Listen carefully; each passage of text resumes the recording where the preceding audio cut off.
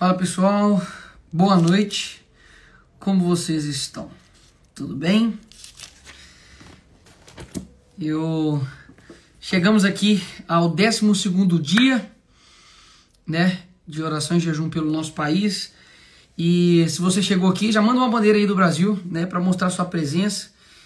Você aí, né, que tá aí todos os dias, né, mantendo firme aí a sua oração, né, o seu jejum, mortificando aí a sua carne, para poder fortalecer, né, o seu espírito. E eu quero ler com vocês aqui, primeiro, uma frase de Spurgeon. Não sei se vocês conhecem, né, o príncipe dos pregadores, e porque tocou meu coração, eu até anotei ela aqui na Bíblia, porque não ia ter como eu pegar outro meio aqui para poder eu falar com vocês. Agora eu só tenho que achar, porque eu anotei numa Bíblia gigantesca e eu não estou achando, mas eu irei achar. Deixa eu ver aqui. Deixa eu dar uma olhada aqui. Meu Deus do céu, só falta agora essa Bíblia ter desaparecido com o que eu escrevi. Ai, Jesus amado. Achei. Que eu escrevi no final. E de cabeça para baixo ainda, tô igual o Lula. Ai, ai. Spurgeon diz o seguinte: Deus é verdadeiro e nós oramos... Eu anotei errado. Agora eu tô igual a Dilma. Mas eu sei qual que é qual que é a frase certa. Olha lá, ó. Deus é verdadeiro e nós oramos como se ele fosse falso. Ele quis dizer o que ele disse e nós tratamos sua palavra como se ela fosse falada de brincadeira. O maior erro de nossas orações é a falta de fé.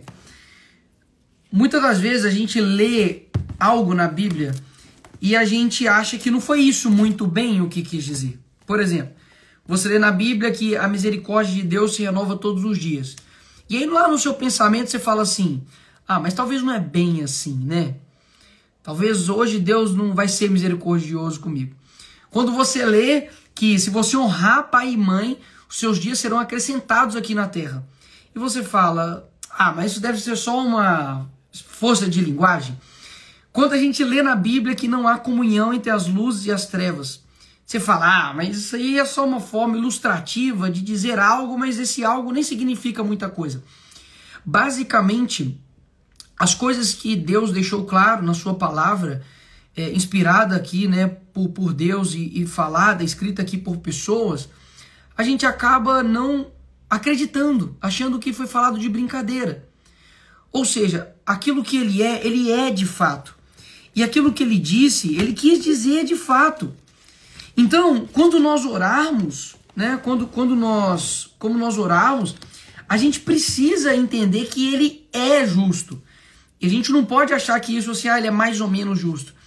Quando a gente orar pedindo para o Senhor, muda essa nação porque o Senhor é onipotente, não é que Deus é mais ou menos onipotente, ele é onipotente. Ele é todo-poderoso. Ah, porque o Senhor realiza milagres. Mas assim, tem alguns que Deus não deve realizar. Não! Deus, ele realiza milagres. Ah, porque Deus, ele é o Deus do impossível. Mas isso daqui, poxa, não é possível que Deus vai mudar o Brasil. Aí já é demais, né? Não, ele faz coisas também impossíveis. Então é isso que, muitas das vezes, isso impede a nossa oração de ser eficaz, porque nós mesmos nos sabotamos. A gente acha que aquilo que a gente acredita, a palavra que está aqui, né, a Bíblia que está aqui, ela diz coisas a respeito da sua personalidade, né, a personalidade de Cristo, da identidade de Cristo, mas ainda assim a gente não acredita. Por quê? Porque no fim das contas a gente está subestimando a Bíblia e subestimando quem Deus é. Então, o primeiro passo para que a nossa oração seja de fato efetiva é acreditar. Acreditar que de fato aquilo que a Bíblia diz que ele é, aquilo que a Bíblia diz que ele faz é real. É real. Então, isso pode atrapalhar muito a nossa fé. Porque se você não crê, né, na Bíblia, no que ela diz, possivelmente você também não vai acreditar no poder dela.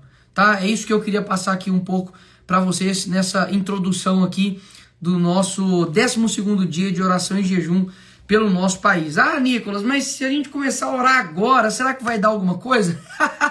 Irmão, você tá maluco? É claro, em 3 dias tudo mudou. Jesus, ele morreu, ele ressuscitou, o véu foi rasgado. Depois disso, ele aparece para os seus discípulos. Ele fala, olha, fica ali um período com eles, depois ele retorna aos céus, ele deixa o Espírito Santo, a igreja de Atos ali é inundada pelo Espírito Santo, um monte de gente achando que eles estavam embriagados, e aí quando ele olha e fala assim, o pessoal fala, mas o que está acontecendo? Era o Espírito Santo. Então assim, é claro que as coisas vão mudar, é claro, você acha que eu estaria aqui orando achando que as coisas não vão mudar? Mas você acha que o quê? Eu estou pedindo para quê? Ah, Senhor, modifica amanhã, né, a presidência, muda os juízes, ah, Senhor, faz com que amanhã todas as pessoas viciadas em droga deixem de ser viciadas em drogas.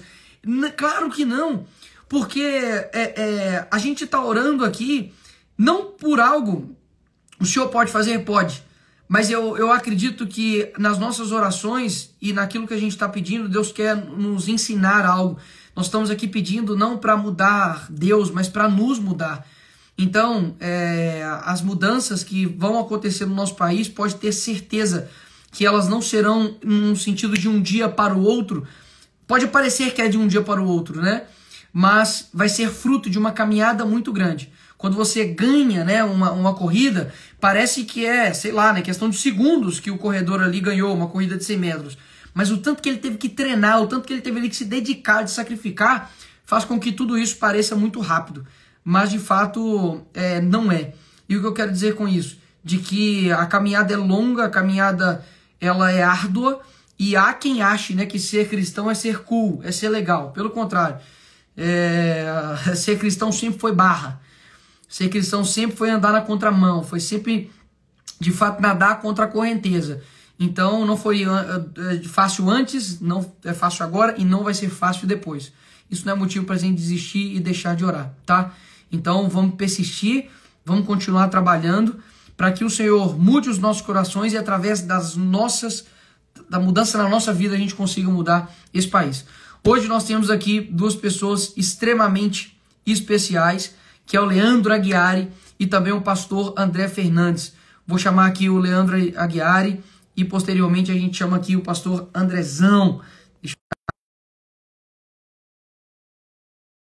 Já um estádio lotado aqui, amém, irmãos? Um estádio lotado, 33 mil pessoas é um estádio lotado, né? Mesmo se tivesse 3 pessoas aqui, já seria bom. Mas glória a Deus. Fala, Nico. Opa, fala, Aguiari, tudo Nicolás. bom? Tô Como é bem, que você tá, graças queridão? a Deus, Tudo bem? Me escuta bem, boa noite, obrigado pelo convite, Nada, é um prazer estar tamo aqui com junto. você. A gente tá aqui, eu sei que tem falado isso em todos os começos de live, mas, né, para os seus seguidores aí que talvez não me conheça e não saiba o que está acontecendo, né? Nós estamos aqui 21 dias orando e jejuando pelo nosso país, não por um político, não por Amém. um partido, mas incluindo também todos esses, porque eles fazem parte, né, do nosso país, mas não é o centro e nem é a fonte da nossa oração. É de fato para que cada um que Amém. vem aqui, que tem um relacionamento com Cristo, consiga acrescentar como várias partes de um corpo só, acrescentar e ajudar o funcionamento desse corpo.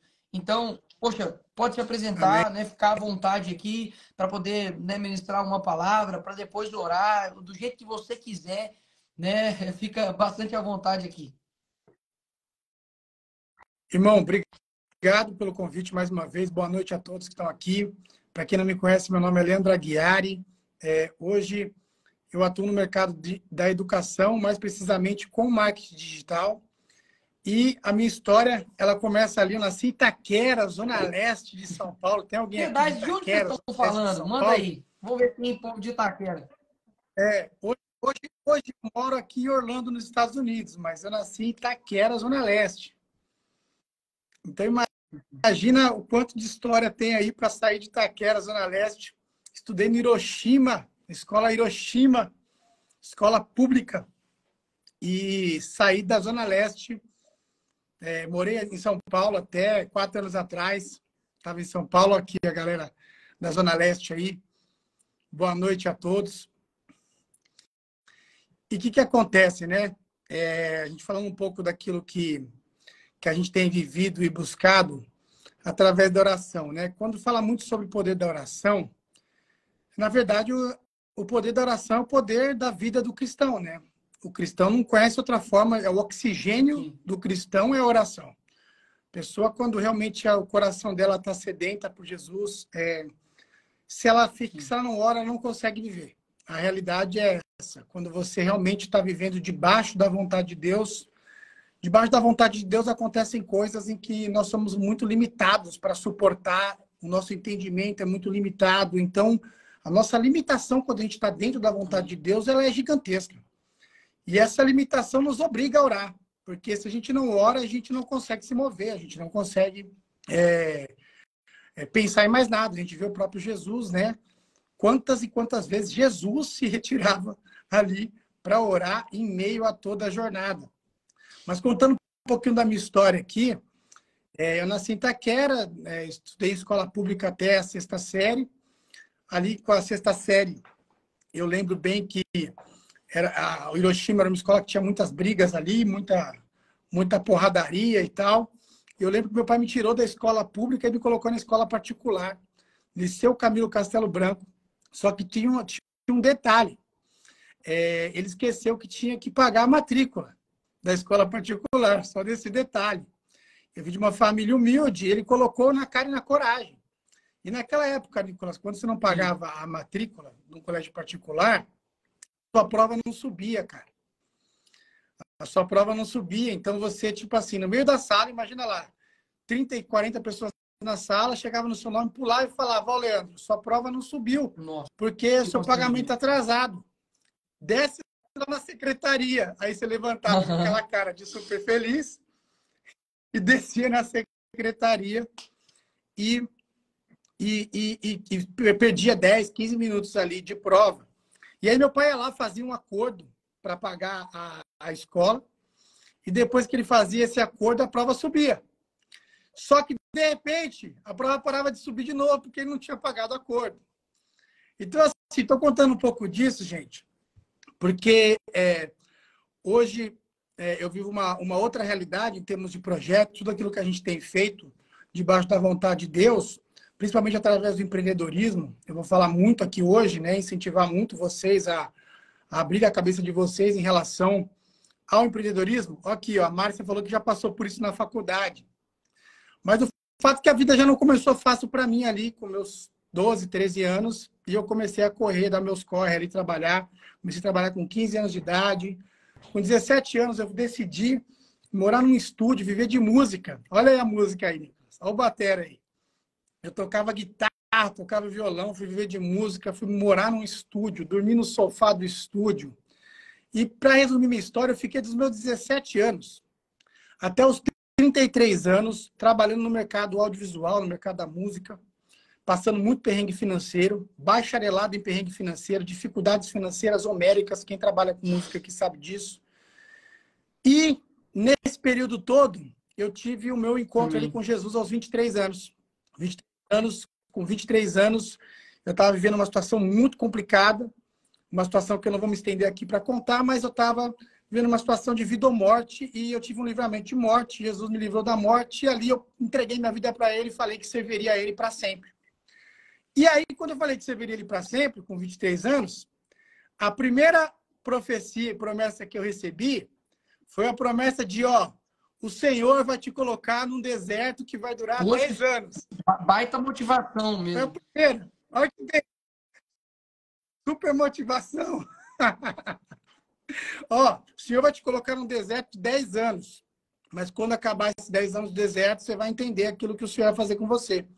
E realmente foram 10 anos difíceis, com dificuldades em todas as áreas que vocês possam imaginar. Mas ali, quando estava completando, isso foi em 2005 que eu me converti, em 2015, completando meu 10º ano de deserto. Resumindo a história, eu dominava a área audiovisual, produção musical, videoclipe, essa questão toda, storytelling, narrativas, fazia DVDs.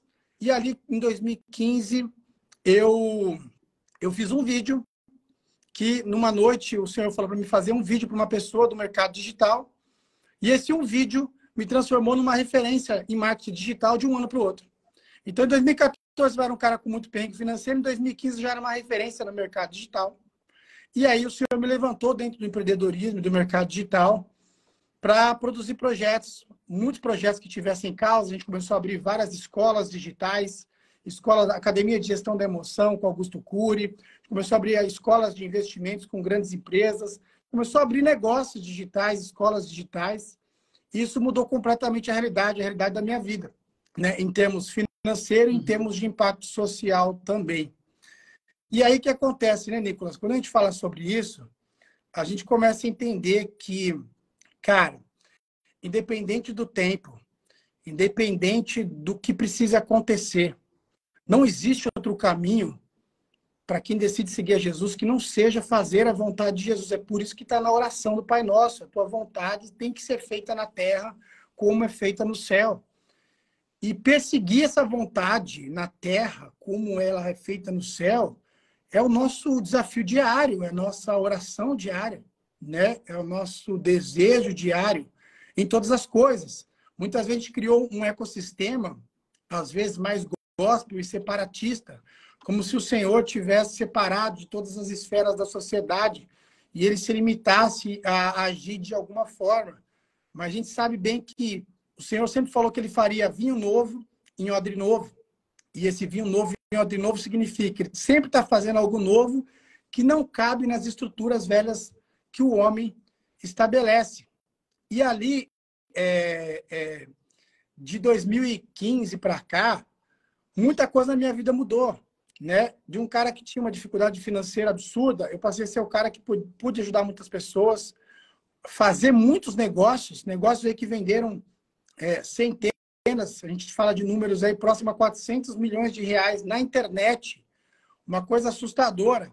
E aí você olha e fala, como é que isso pode ser possível? Tudo pode ser possível quando você está debaixo de um propósito. Eu não fui o cara que desejou isso. Esse não era o meu projeto de vida. Esse não era o meu desejo lá atrás. O meu desejo lá atrás era ser um guitarrista, tocar música. Mas quando eu entreguei a minha vontade e o Senhor começou a me transformar segundo a vontade dele, eu me tornei na pessoa que eu me tornei hoje, né? E isso foram 18 anos para essa transformação. Então, quando a gente entende que debaixo da vontade do Senhor a gente entrega algo, e por mais que a gente entregue, tudo que aquilo que a gente entrega sempre é pouco. Sempre é pouco. E eu sei que o nosso ego, a nossa vaidade, tudo aquilo que está dentro do nosso sistema carnal, ele vai querer dizer para vocês que está entregando muito, que entregou demais, que não dá mais. Mas quando você chega no fundo do poço ali, que você fala que não dá mais, eu costumo dizer, o fundo do poço, ele é o lugar mais próximo do topo da montanha. Tá entendendo? Quando você está lá no fundo do poço, lá no pé mesmo, no vale, é o lugar mais próximo do topo da montanha. O apóstolo Paulo, ele tinha ali, ele falava que ele tinha um espinho na carne. Então você vê assim, ele tinha a vida dele e ele tinha um espinho na carne.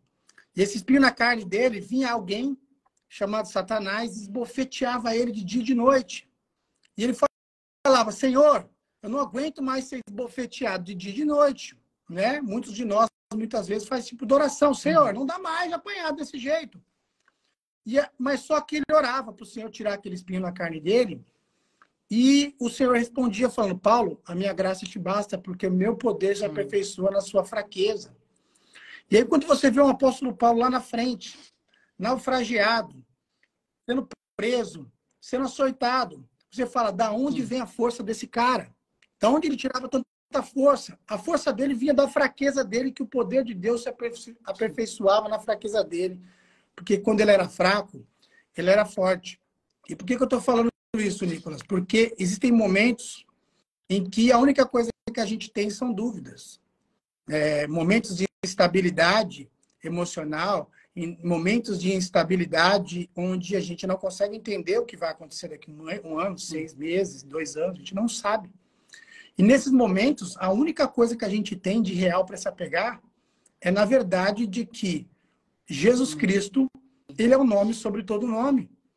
Cristo disse, se vós, sendo maus, sabem dar coisas boas aos vossos filhos, quem dirá o vosso Pai Celestial não vos dará também coisas melhores? Eu vivi uma transformação em Cristo esses 18 anos e continuo buscando essa transformação. E sempre foi com o filtro de, se está escrito na palavra, eu vou viver por aquilo que está escrito.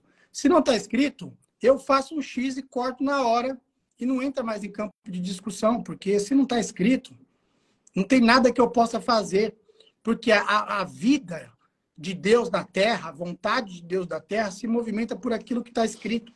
Por isso que ele disse, né? Passarão os céus e a terra, mas as minhas palavras não passarão. Então, não sei hoje quais os desafios que cada um que escuta a gente aqui, quais os conflitos que cada um está vivendo aqui, mas uma coisa você tem que ter convicção. Não existe oscilação no caráter de Deus. Não existe chance de um projeto de Deus dar errado. Não tem relato na Bíblia de Gênesis e Apocalipse. Todos os projetos se cumpriram. Todos os reinos foram obrigados a subjugar. Todos tentaram extirpar a mensagem do Evangelho para que ela não chegasse até nós. Só que nós estamos aqui em 2023 falando de um Evangelho, falando de um apóstolo Paulo, que era um romano, o mais improvável de todos para ser levantado. Como é que um romano que acabou de assassinar Estevão é chamado para escrever sobre Coríntios, sobre o amor de Deus, e o amor de Deus é revelado através de Paulo. E quando você vê Paulo se despedindo da igreja de Efeso lá, todo mundo abraçando, chorando ele, beijando, você fala, como é que surgiu esse Paulo, gente? Quem é que transforma um soldado romano que acabou de apedrejar Estevão, perseguindo o cristianismo, num Paulo? É o nosso Deus que transforma. Então, gente, quando o Nicolas me convidou aqui para participar, fiquei muito honrado. Por quê? Porque aquilo que o senhor fez nessa jornada toda, lá de Itaquera, hoje aqui nos Estados Unidos, a gente cada vez mais abrindo negócios aqui, negócios que vão influenciar a cultura, desenho, filmes, séries, documentários, coisas que minha mente jamais concebeu. Projetos que têm um nível de alcance, que vai ter um nível de alcance mundial que eu nunca imaginei. Só que como é que essas coisas acontecem? Acontece a partir de um improvável, como eu, como o Nicolas, como o Paulo, que simplesmente se dispõe a fazer a vontade de Deus. E não é por capacidade, não é por excesso de coragem, não é por excesso de... Não é nada. É simplesmente a disposição de falar, Senhor, para onde eu irei, se só o Senhor tem as palavras de vida eterna. Amém. Eu estava tentando achar aqui, Leandro, enquanto você falava, um salmo que eu gosto muito, que você tocou num ponto aí que eu bati o olho aqui, muitas pessoas falaram a respeito da dúvida, né? Falou, olha, poxa, eu já estou com dúvida, já tem 3 anos, né? Eu realmente estou com bastante... Deixa eu só fazer uma coisa aqui rapidinho. Eu estou com bastante dúvida sobre o que fazer, né? Para onde ir. E eu me recordo que teve um dia que uma moça me parou no fim de uma ministração minha e disse assim, Nicolas, poxa, eu vejo que você tem tanta garra no seu propósito. Eu vejo que assim, né, você se cansa, se desgasta, mas você está aqui ministrando, vai lá na Câmara. Mas eu preciso saber como você descobriu o seu chamado. Como você não teve dúvidas. E aí eu falei, olha, eu peguei, eu tive várias dúvidas, né, na minha vida, isso é claro, mas um versículo acalentou meu coração, que fala que a paz, né, no seu coração, né, é o juízo. Quando você sentir paz no seu coração, é que o seu coração fez um juízo correto. Então, eu acredito que hoje muitas pessoas estão com dúvidas porque não têm orado, não têm conseguido receber esta paz e, consequentemente, não têm tomado decisões corretas. E isso vale para todas as pessoas. Porque quando a gente olha, né, uma pessoa improvável, se você olhar as circunstâncias, se você vai olhar só para o mundo natural, bicho, é impossível. Você olha, não tem condição, alguém que saiu de Itaquera ou da Cabana, né? Que aqui também, em BH também, o bicho come. Vai dar E a chance de dar é nada famoso de 100%, assim, pode né? algo bom sair de Belém, né?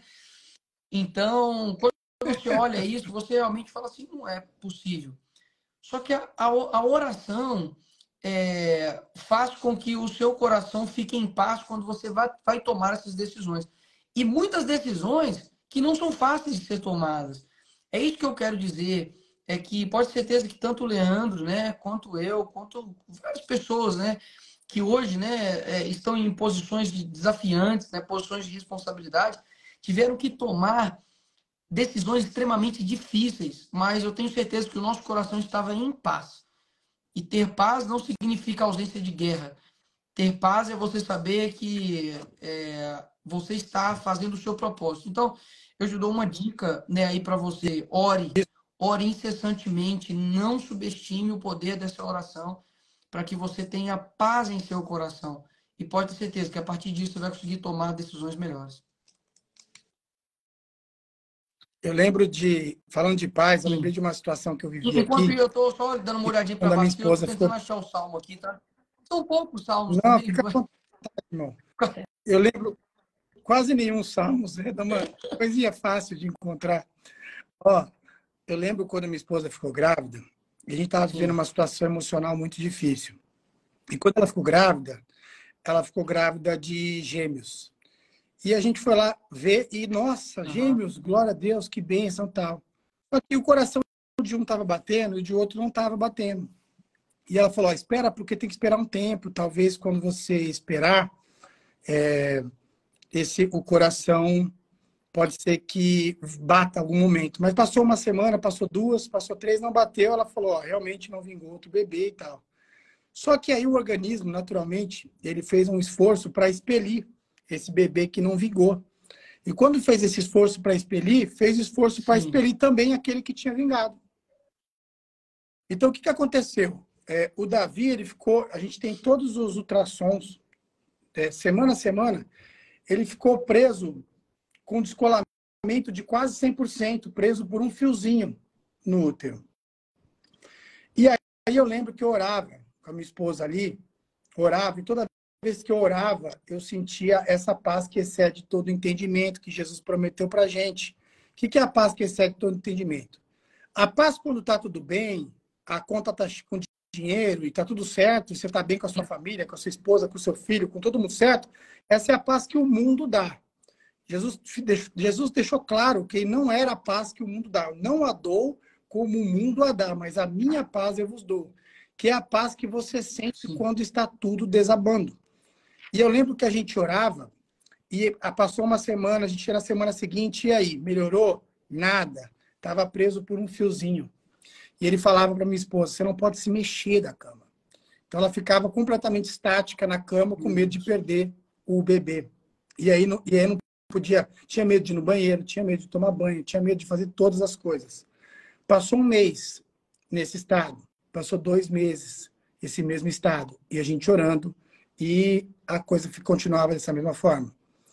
No terceiro mês, nesse mesmo estágio, o médico já estava falando, ó, a chance de começar a crescer agora que vai começar a evoluir muito o bebê a partir do terceiro mês, a chance dele descolar completamente é muito grande, entendeu?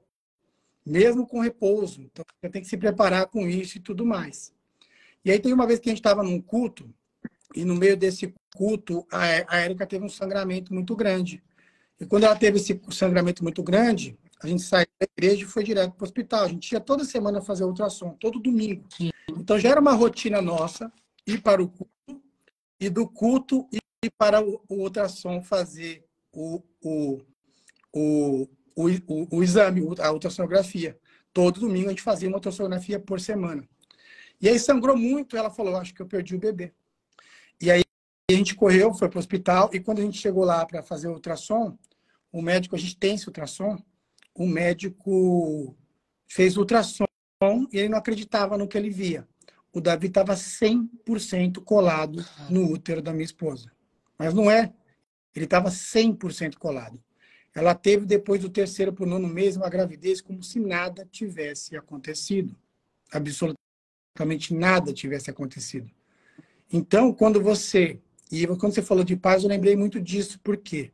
Porque em nenhum momento, quando eu estava orando pelo Davi, eu conseguia não acreditar que Deus estava no controle, que Deus estava no comando e que se fosse a vontade dele que o Davi viesse à terra, nada impediria a vinda do Davi. E assim foi o que aconteceu. A gente viveu um milagre.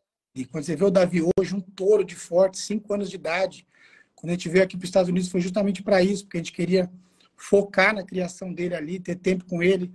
São Paulo engolia muito meu tempo, estava muito focado em trabalho, então a gente veio para focar no casamento, focar na família. O casamento não estava bem na época.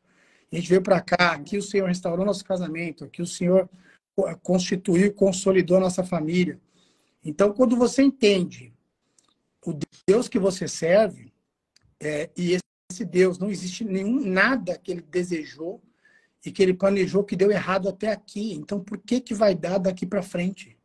Tá entendendo? Não vai dar daqui para frente, independente das circunstâncias que a gente esteja vivendo. A gente sabe que os dias são maus, né? O Senhor tem falado fortemente para mim que a gente tem daqui para 2030 anos de colheita, que a gente tem que colher muito e fazer um celeiro, porque de 2030 a 37 virá um tempo de escassez sobre a terra muito grande. Virá um tempo de escassez, de necessidade muito grande. Então, daqui para 2030, nós temos que focar em trabalhar como o Senhor nos ordenou que trabalhássemos para a glória dele. Lembra que Jesus disse? O meu pai trabalha e trabalha até agora. Se Deus trabalha e trabalha até agora, quem é a gente para estar pensando em descanso? Então, assim, é hora da gente tomar a nossa posição de filhos de Deus, daquilo que ele foi chamado para a gente fazer, né? Entender que não existe tempo para você se arrepender dos seus pecados. Quando eu estava indo para o Brasil a semana passada, o Senhor me entregou uma visão muito poderosa. Eu vi uma represa muito grande, mas muito grande. E essa represa transbordava. E o transbordo dessa represa formava um córrego. E nesse córrego, as pessoas se limpavam dos seus pecados. E aí eu perguntei para o Senhor, que córrego é esse? Ele falou, era como as pessoas se limpavam dos seus pecados na antiga aliança, no Velho Testamento. Elas tinham acesso a gotas da água de Deus que purifica o homem. Era assim que o sacerdote fazia para acessar, para ter acesso. E aí o Senhor me falou que em Jesus, na nova aliança, essa represa foi completamente aberta. Por isso que Jesus falou, de mim flui rios de águas vivas. Entendeu? Por isso que ele falou para a mulher no poço, se você beber da minha água, você nunca mais terá sede.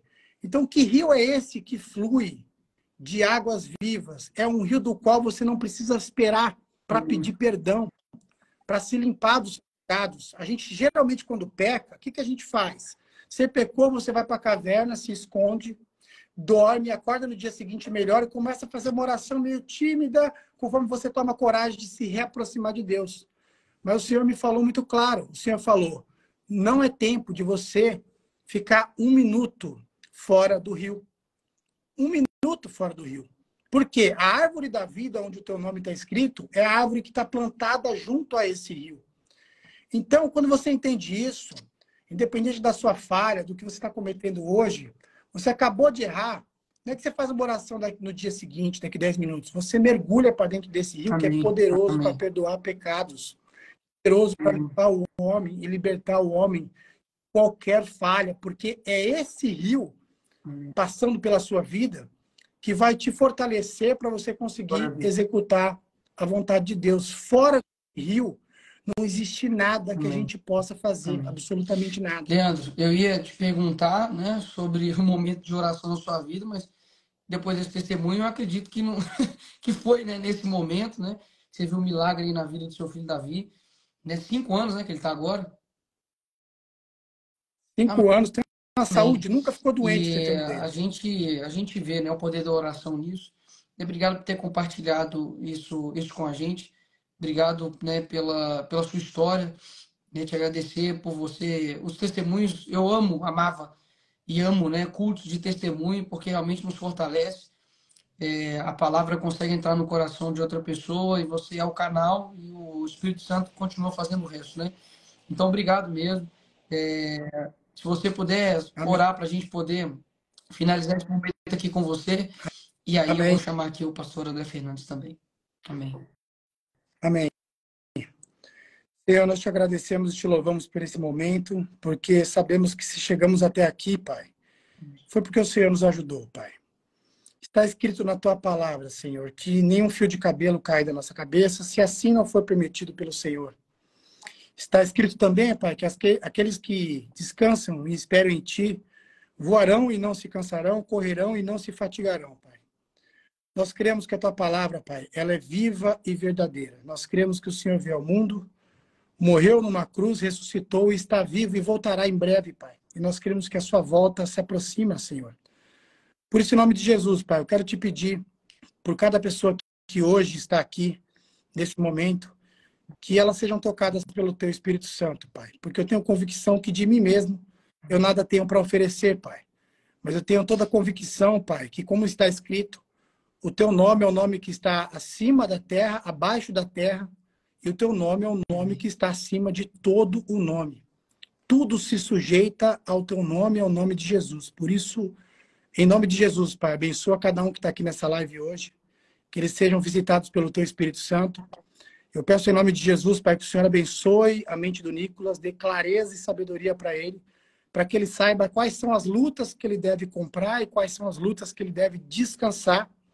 Assim como o Senhor disse, Pai, quando estava ali, diante, muitas vezes, de reis, e o Senhor ficava em silêncio, e todos perguntavam por que o Senhor estava em silêncio, e o Senhor dizia, se eu quisesse nesse momento, eu daria uma ordem, e os anjos desceriam aqui e resolveriam tudo isso. Porém, eu estou em silêncio porque eu quero, porque assim é a vontade do meu Pai, que eu me cale nesse momento. Por isso, em nome de Jesus, Pai, dá sabedoria e discernimento, como o Senhor vem dando cada vez mais para a vida do Nicolas, para que ele tenha clareza, Senhor, de quais são as batalhas que ele tem que comprar e quais que ele tem que silenciar. Assim como todos nós que estamos aqui nessa live, nos dá discernimento, Pai.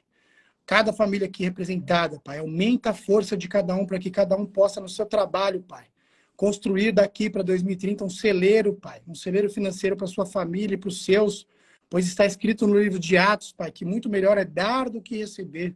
Que todos aqui nessa live possam ter esse desejo de ser uma fonte, uma fonte onde jorra a vontade de Deus, onde jorra o maná de Deus sobre as pessoas, onde a provisão de Deus chega para as pessoas, porque nós decidimos ser aqueles que nós queremos dar muito mais do que receber, Pai. Por isso, em nome de Jesus, nos capacita para a tua vontade, nos direciona, nós te louvamos, te exaltamos e sabemos, Pai, que estaremos contigo em breve, sabemos que a eternidade é real e sabemos que passarão os céus e a terra, mas as suas palavras nunca passarão. E nós te louvamos por isso, em nome de Jesus, Pai. Amém, Leandro. Obrigado. Deus te abençoe aí. E amanhã, às 10 horas, estamos aqui de novo. Aqui. Forte abraço. Glória a Deus. Conta comigo, irmão. Conta com minhas orações aqui. Tamo junto. Amém, amém. Nossa, me deu uma dor no meu olho aqui, que tá coçando até falar chega. Ora aí pra esse tempo parar de coçar. Chamar o pastor André Fernandes aqui agora. Ô, pastorzão. Fala, lindão. Graças a Deus, tudo tá, bem? mano? Tô bem, cara. Graças a Deus. Feliz de estar aqui. Amém. Igualmente, muito feliz de ter aceito esse convite, pastor. Para as pessoas, né, que estão entrando aí agora, eu acho que tá dando eco na minha fala. Eu tô ouvindo bem. Pra mim tá perfeito aqui. Ixi, eu acho que tá dando um pouquinho de eco aí. Quer que saia? Se quiser, eu saio e entro de novo. Deixa eu tentar te colocar de novo aqui. Pera aí, rapidão. Marca aí. Deixa eu tirar o pastor. Pronto, tirei o pastor. Pera aí, vou voltar com ele. Eu acho que esse pai é o próprio celular dele mesmo. Porque eu no começo não tava dando, e depois deu. Vamos ver, né? Ué. Ele desapareceu pra mim agora. André Fernandes. Ué. Oxi. Uia. Ele desapareceu pra mim aqui. Meu Deus do céu. Ó, tá vendo? É complicado demais. Ô Senhor, nos abençoe, nos ajude. Nos ajude. Vamos lá. Gente, aparece todo mundo, menos o pastor. Pastor, manda um oi aí no chat aí, por gentileza, para eu poder tentar te achar aqui. Que loucura. Deixa eu tentar achar aqui. Acho que agora vai. Vamos. Vamos lá. Acho que agora foi. Papião, E aí? Tá de boa agora agora? foi. Tá me ouvindo bem? Tô te ouvindo. Não tem nenhum outro celular aí não, né? Não, só o meu. Caraca, tá dando um negocinho mesmo. Mas problema. Bora. Vambora, vamos assim mesmo. Amém, pastorzão. Obrigado por estar aqui. Né? Para quem está entrando aí agora, nós estamos no 12º dia de oração e jejum pelo nosso país. A gente tem feito isso, mais uma vez, não por um político, não por mim, não por partidos, mas por todos nós, né, que compõem o nosso país, né? Então, cada um tem trazido aqui uma palavra para edificar em algum certo ponto, e se Deus quiser, no final desses 21 dias, o nosso objetivo não é mudar Deus, mas sim nos mudar e fazer com que mais pessoas se aproximem de Cristo. Amém. Amém, lindão. Tô feliz de estar aqui. Cara, tô à sua Pastorzão, disposição. não, deixa eu te falar. A gente. Não, bicho, tá dando muito eco, mas problema, eu tô tentando dar uma ignorada aqui. Não tem nada embaixo, não, né? Que um papel, assim, nada. Pera aí. Vê se melhorou. Oi, oi. Melhorou? Ah, era isso. Saiu, pô. Amém. Eu Tá ajustei vendo? no suporte aqui, ó. Sabia que tinha alguma coisa. Pronto, era o suporte. Amém. Mas, pronto, agora tá até uma paz.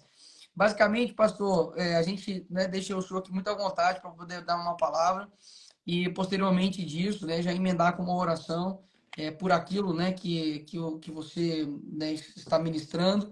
E, óbvio, né, a gente pode bater, obviamente, aqui um bate-papo, mas fique bastante à vontade para poder falar aí com o seu coração, né, aquilo que Jesus trouxe aqui para essa noite aqui. Fique bastante à vontade aqui. Amém, mano. Cara, em primeiro lugar, é uma honra poder participar. Fiquei muito feliz quando eu fui convidado. Acompanhei algumas lives e estou ouvindo tudo que está sendo ministrado. E é engraçado porque eu estava me programando para entrar no início, né? Uns 40 minutos atrás. E quando eu fiquei para entrar depois, comecei a orar em línguas aqui, andar um pouco pela sala. E eu senti como se Deus estivesse mudando a mensagem, sabe? E eu acredito que foi providencial, assim. Eu acho que muita gente está muito assustado com tudo que a gente está vendo no Brasil. Se a gente for falar da questão política, coisas que pareciam o pior cenário possível estão se tornando habituais. Se a gente for falar da questão das drogas, se a gente for falar da questão da sexualidade, parece que as coisas estão cada vez piores, né? E a palavra que Deus me deu, ela pode parecer até um pouco, talvez, contrasensitiva, talvez não é o que alguns aqui possam esperar, mas a palavra que Deus me deu para essa noite é uma palavra de esperança. Amém. A palavra que eu quero ministrar hoje, o tema dessa palavra é vai ficar tudo bem. Amém. E eu vi como se Deus falasse isso muito forte, assim, sabe, no meu coração. Fala com a minha igreja que vai ficar tudo bem. Eu continuo sendo o Senhor do tempo, eu continuo sendo o Senhor da história, eu continuo sendo o Senhor da igreja, eu continuo sustentando cada palavra que eu liberei, nenhuma promessa que eu fiz em vão. E todas elas são sustentadas pelo poder da minha palavra. E Deus me lembrou de Salmos. Salmos diz o seguinte: aquietai-vos e sabei que eu sou Deus.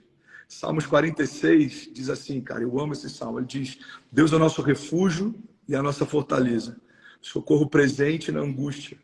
Portanto, não temeremos, ainda que a terra se mude, ainda que os montes se transportem para o meio dos mares, ainda que as águas rujam e se perturbem, ainda que os montes se abalem pela sua braveza. Há um rio cujas correntes alegram a cidade de Deus, o santuário das moradas do Altíssimo. Deus nela está, não será abalada. Deus a ajudará já ao romper da manhã. Os gentios se embraveceram, os reinos se moveram, mas ele levantou a sua voz e toda a terra se derreteu. O Senhor dos exércitos está conosco, o Deus de Jacó é o nosso refúgio. Vinde, contemplai as obras do Senhor, que desolações tem feito na terra. Ele faz cessar as guerras até o fim da terra. Ele quebra o arco e corta a lança, queima os carros de fogo. E essa passagem aqui eu quero que ela grite no nosso coração. A palavra de Deus diz no versículo 10: aquietai-vos e sabei que eu sou Deus. Serei exaltado entre os gentios, serei exaltado sobre toda a terra. O Senhor dos exércitos está conosco. Deus de Jacó é o nosso refúgio. Cara, a primeira coisa que eu quero compartilhar é que Deus não perdeu o controle, assim como em todos os ciclos da história. A gente viu Sodoma e Gomorra se levantar, a gente viu ela ser destruída. A gente viu Babilônia se levantar, a gente viu ela ser destruída. A gente viu o Império Romano se levantar, a gente viu ele ser destruído. Mas a igreja de Jesus, ela permanece inabalável, desde o princípio até o fim da história. Então, eu acredito, Nicolas, que Deus está muito mais interessado em como a gente está do que como as coisas estão. Porque a verdade é que como a gente está define diretamente como as coisas estão. Então, a gente olha, por exemplo, para Jesus andando sobre as águas, a gente acha extraordinário, mas o que eu acho ainda mais extraordinário é o fato de Jesus ter dormido no meio de uma tempestade. A Bíblia diz que quando ele aquieta a tempestade, os discípulos dizem assim: quem é esse que até o vento e o mar lhe obedecem? Mas eu não leio nenhum relato falando assim: quem é esse que consegue dormir no meio de uma tempestade? Olha que louco isso.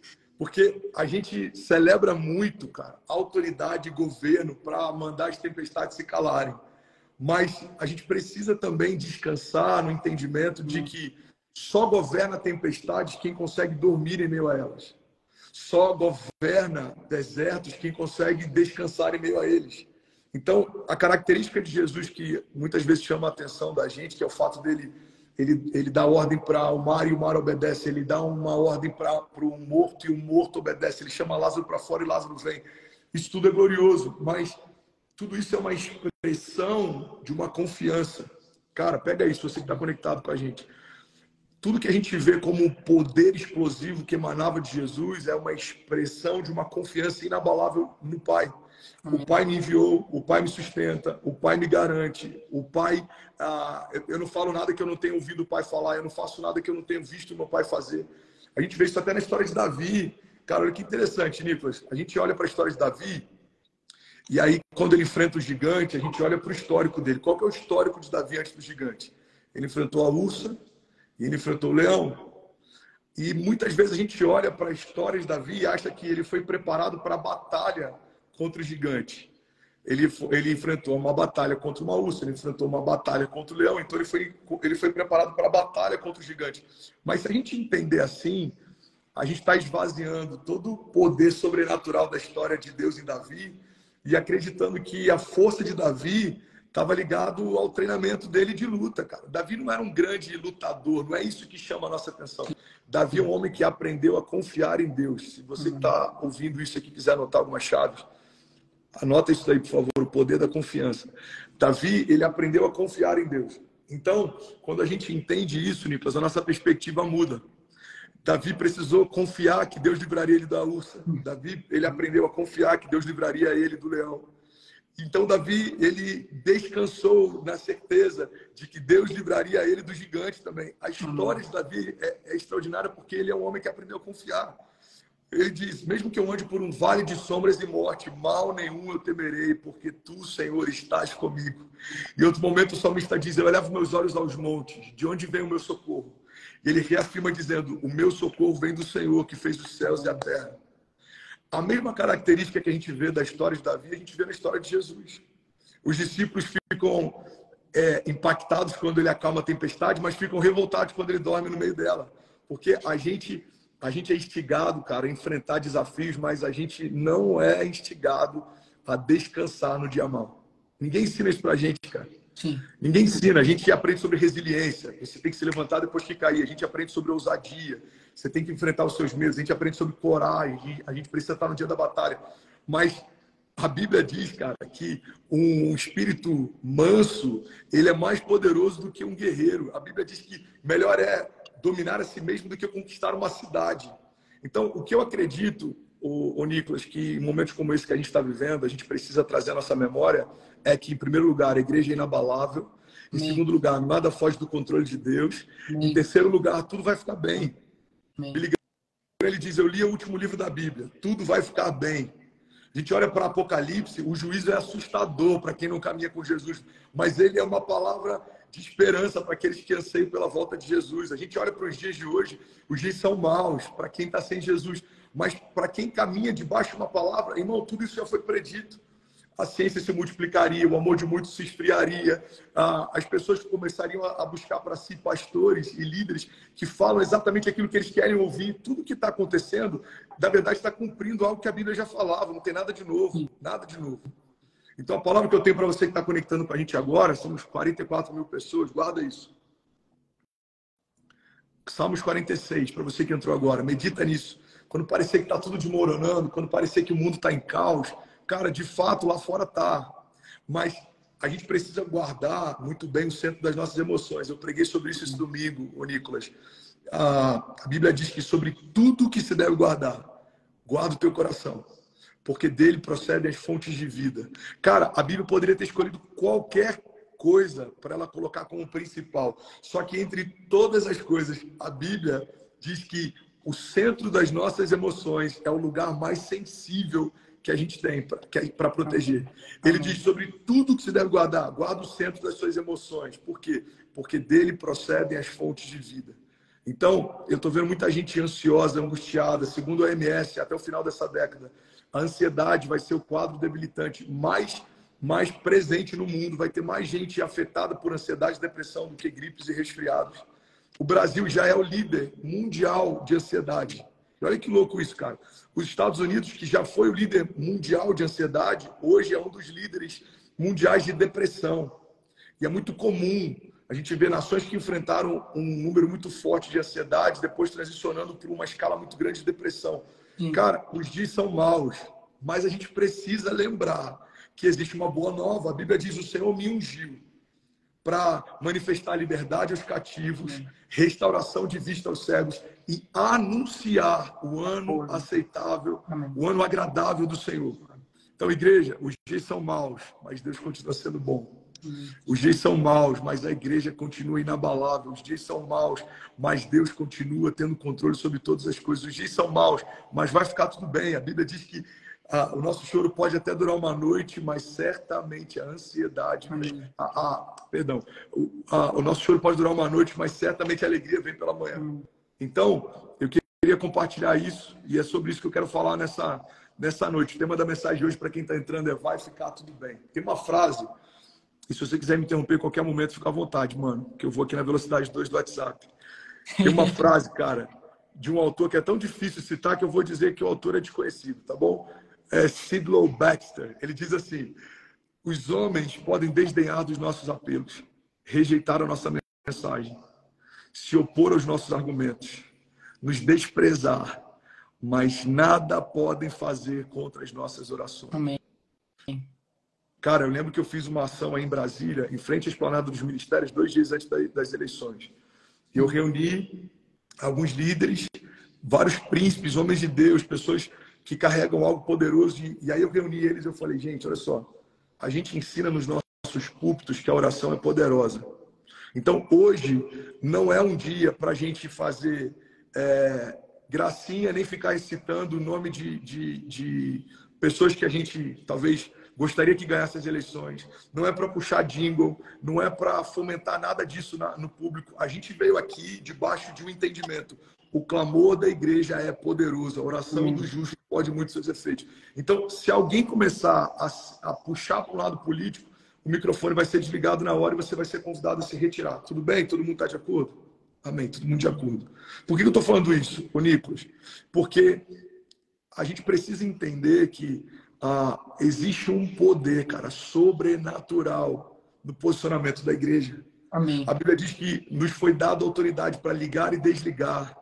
Nos foi dado autoridade para falar em nome de Jesus. Existe um nome sobre todo nome. E nós caminhamos debaixo da autoridade desse nome.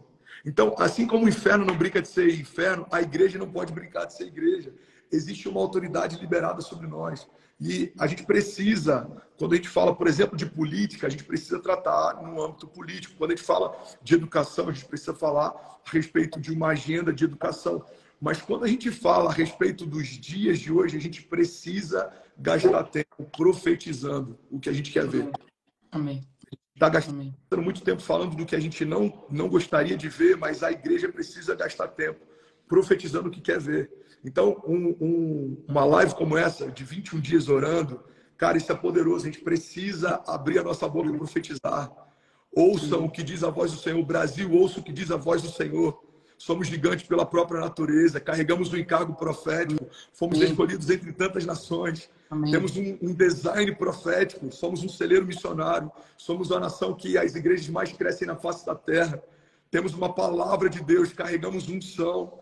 As portas do inferno não prevalecerão contra nós. Vimos pessoas se levantando e caindo. Vimos vários partidos se levantando e caindo. Vimos agendas se levantando e caindo. E vai acontecer de novo. Então, a gente precisa ter esse entendimento. E eu queria voltar nesse ponto. Deus está mais interessado em como nós estamos do que em como as coisas estão. Uma igreja unida, uma igreja saudável, uma igreja profética, uma igreja que se move debaixo da palavra, uma igreja com temor, uma igreja sensível. Cara, é imparável. É imparável. Então, a minha oração, quando a gente fala sobre temas como esse, tem sido: Deus, abre a nossa visão para entender o poder que a gente carrega. A Bíblia diz que o mesmo poder que ressuscitou Jesus Cristo dos mortos, ele habita em nós. Irmão, se existe poder de ressurreição, a gente precisa começar a profetizar que os profetas que foram parados voltem a viver, que os sonhos proféticos sobre o Brasil que foram esquecidos voltem a pulsar, que as palavras que a gente ouviu em tantas conferências proféticas na nação, que talvez em algum momento elas foram esquecidas, que elas sejam relembradas. A gente precisa trazer à nossa memória aquilo que nos dá esperança. Somos gigantes pela própria natureza. O nosso hino, ele é quase que uma declaração profética. A gente precisa ter esse entendimento, cara. Amém. Somos a igreja de Jesus. Amém. Somos o povo mais poderoso da face da terra. Então, assim, Salmos 34:4, o salmista diz: busquei o Senhor e ele me respondeu. Livrou-me de todos os meus temores. Os que olham para ele estão radiantes de alegria, e os seus rostos jamais mostrarão decepção. Cara, o salmista está dizendo: eu busquei o Senhor e ele jamais me decepcionou. Eu olhei para ele e ele me livrou de todos os meus temores. Cara, guarda isso. O Max Lucado diz o seguinte: quando a gente olha para os nossos gigantes, a gente tropeça, mas quando a gente olha para o nosso Deus, são os nossos gigantes que tropeçarão. Amém. A gente precisa voltar os nossos olhos para a pessoa de Jesus.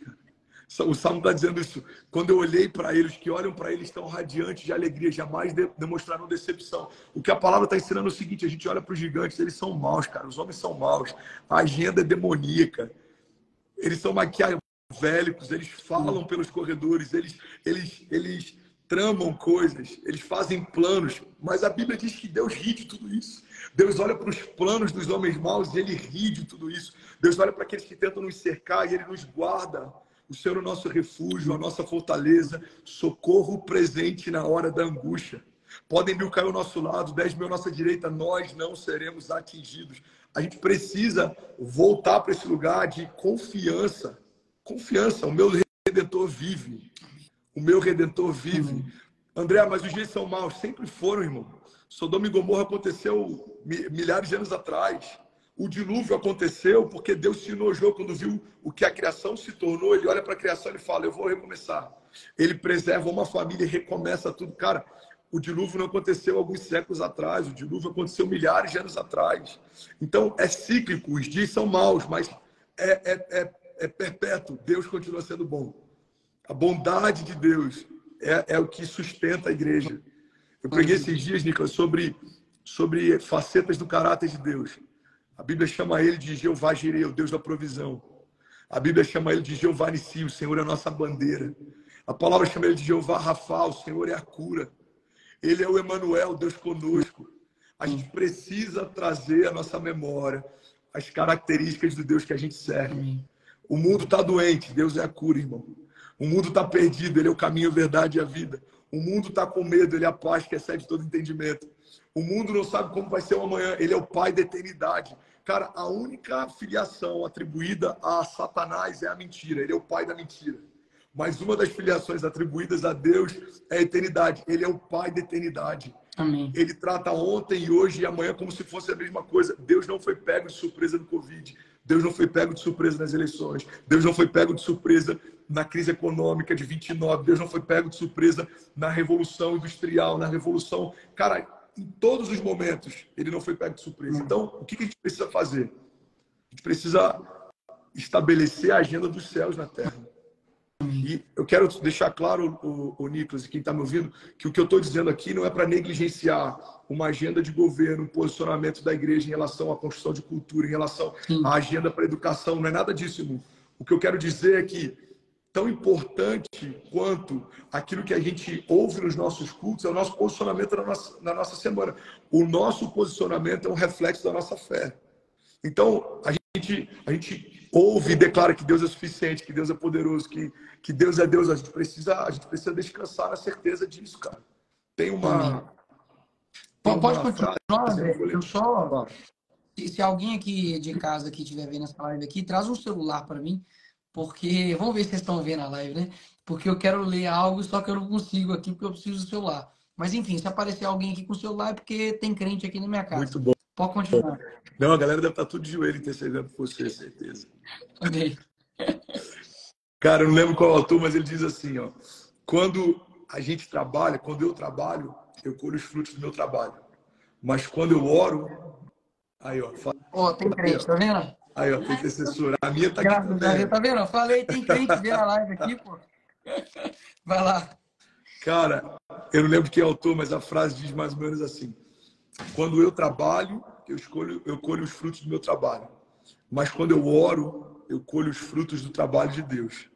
Amém. Então guarda isso, irmão. Tem gente que com uma palavra como essa vai ficar tudo bem, vai achar que a gente está sendo positivista, otimista, é um evangelho açucarado. Não, irmão. Isso não é otimismo, isso é coerência. Amém. A gente precisa ter uma fé coerente. A palavra diz o tempo inteiro, Romanos 12:12. Alegrem-se na esperança, sejam pacientes na tribulação, perseverem na oração. Deuteronômio 28:6 diz, vocês serão abençoados em tudo o que fizerem. O Senhor concederá que sejam derrotados diante de vocês os inimigos que os atacarem. Virão a vocês por um caminho, mas por 7 caminhos eles fugirão. Provérbios 28:1 diz, os ímpios fogem sem que haja ninguém a persegui-los, mas os justos são ousados como o leão.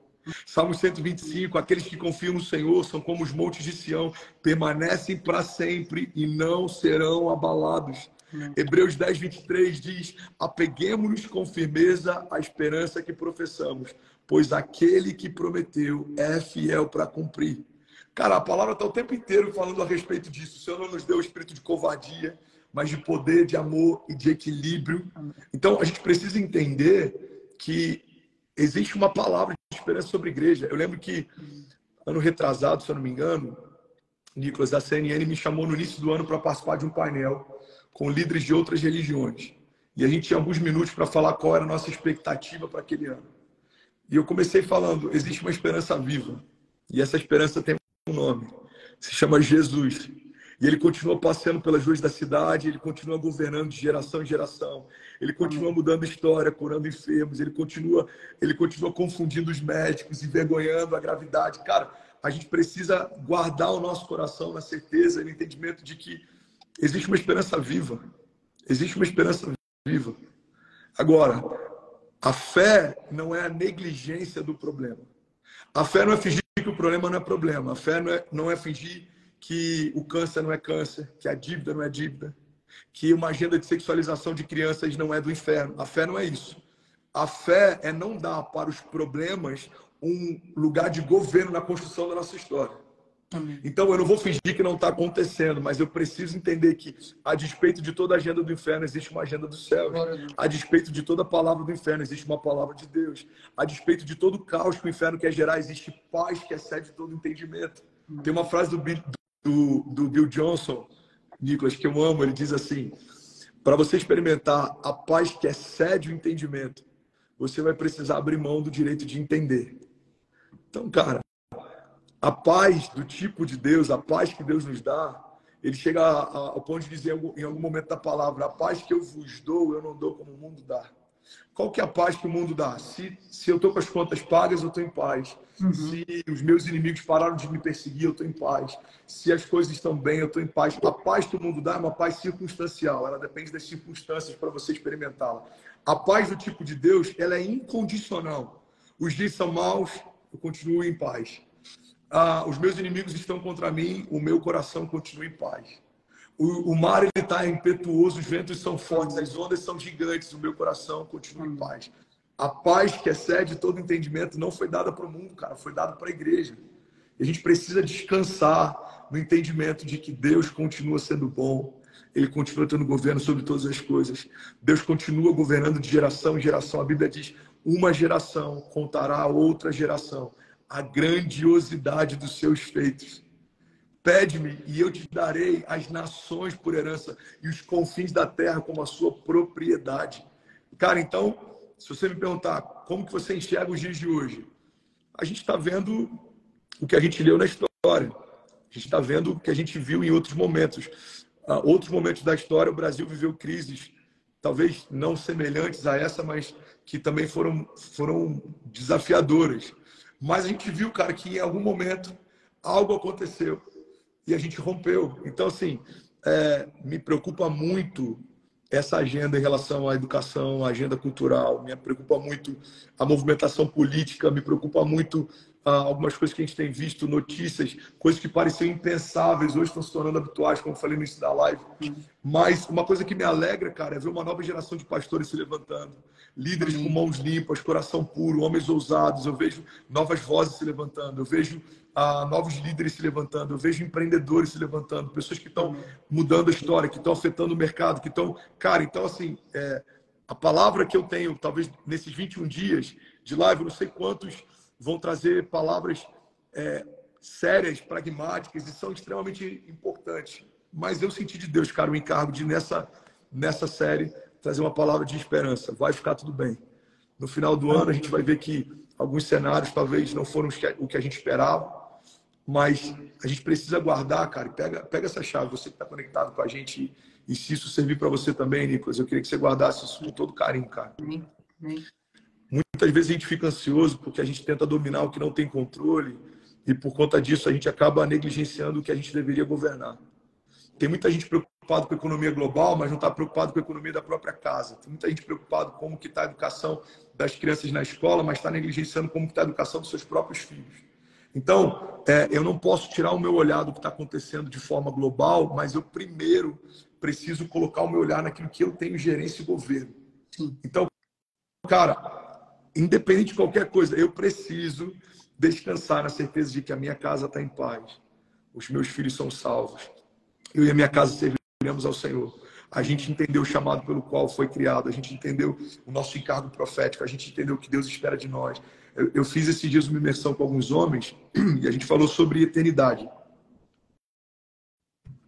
E sabe uma coisa que explodiu a cabeça de muita gente que estava lá, cara? Quando a gente começou a falar sobre a necessidade de você ter um projeto de eternidade, a gente viu que 99% de quem estava lá nunca parou para pensar sobre isso.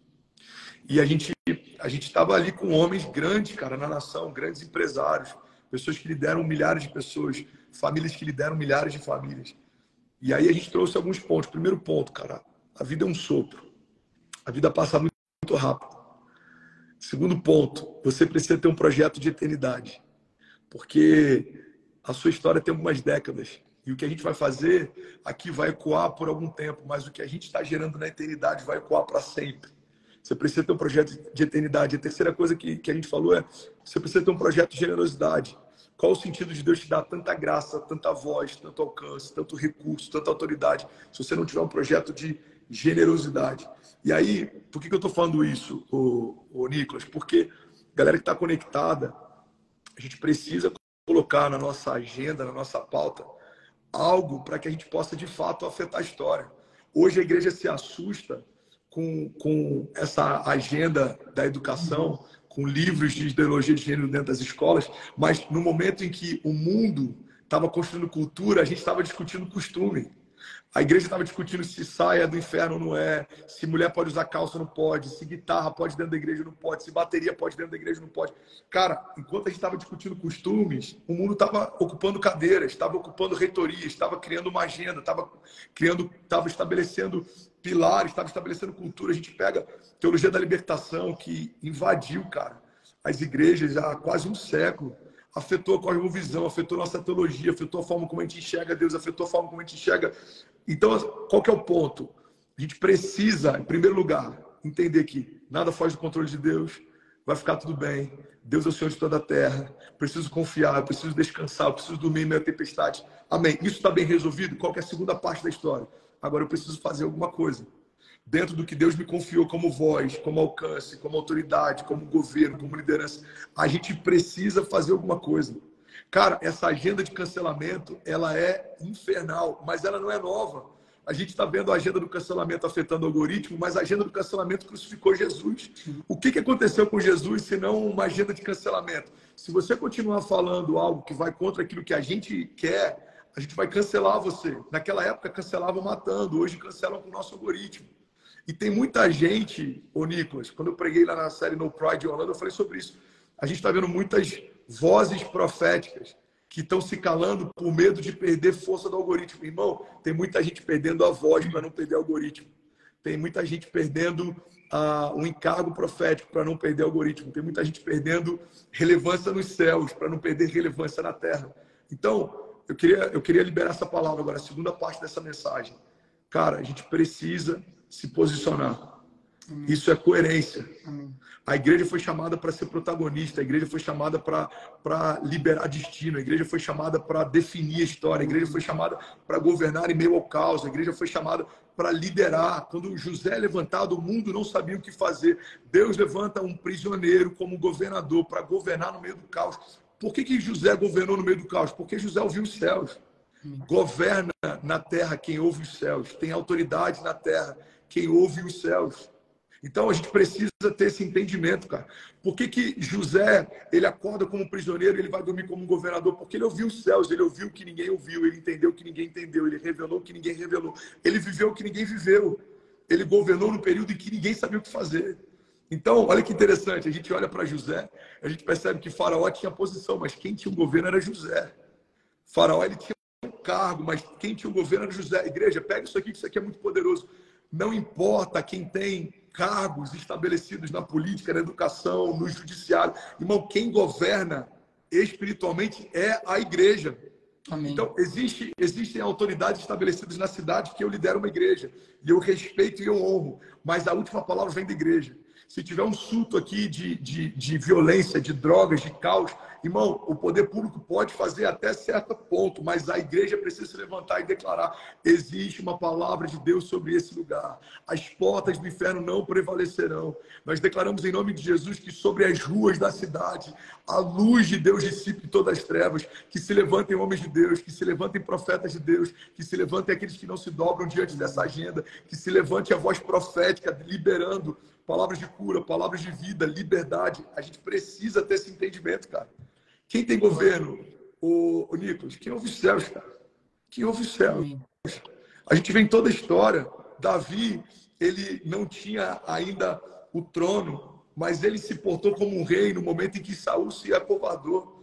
A gente olha para a história de inúmeros heróis da fé, e eles não tinham o cargo que precisavam ter para fazer o que eles fizeram, mas eles tinham um encargo profético. Amém. Gideão, ele é chamado, ele era o menor da menor tribo, ele era o menor do menor povo, ele reúne milhares. Deus olha para aquilo e fala: não, cara, tem gente demais. Aí de 30 mil, o número é diminuído. Deus olha e fala: não, ainda tem gente demais. O que Deus estava ensinando para Gideão e quer ensinar para a gente? Cara, Deus não depende de maioria, Deus não depende de números, Deus não depende de circunstâncias, Deus não depende de ambiente. Deus é Deus, irmão. Deus pega o ventre estéril de Isabel e gera no ventre estéril a voz que clama no deserto. Aí ele pega o ventre virgem de Maria e gera no ventre virgem de Maria, cara, o autor e consumador da nossa fé. O que Deus está ensinando através de Isabel e Maria, através de João Batista e Jesus eu não dependo da fertilidade do ambiente para gerar vida, eu não dependo da fertilidade de um cenário para gerar vida. Eu sou Deus, cara. Eu pego um ventre estéril e gero um profeta que vai quebrar o meu silêncio profético depois de séculos, sem eu falar através de homens. Eu pego um ventre virgem e eu gero um Messias que vai manifestar a redenção. Então, eu aprendi com meu sogro, cara, uma chave que me abençoou muito. Talvez ela faça sentido para alguém que está online agora. Para Deus, quanto pior, melhor. Quanto pior, melhor para Deus agir. Quanto pior, melhor para Deus fazer.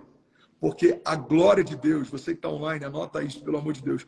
A glória de Deus se revela em meio a impossibilidades. Amém. A glória de Deus não se revela quando a gente vê tudo encaixado e fluindo do jeito que a gente acha que tem que ser e as coisas começam a prosperar. Não, não, isso é normal.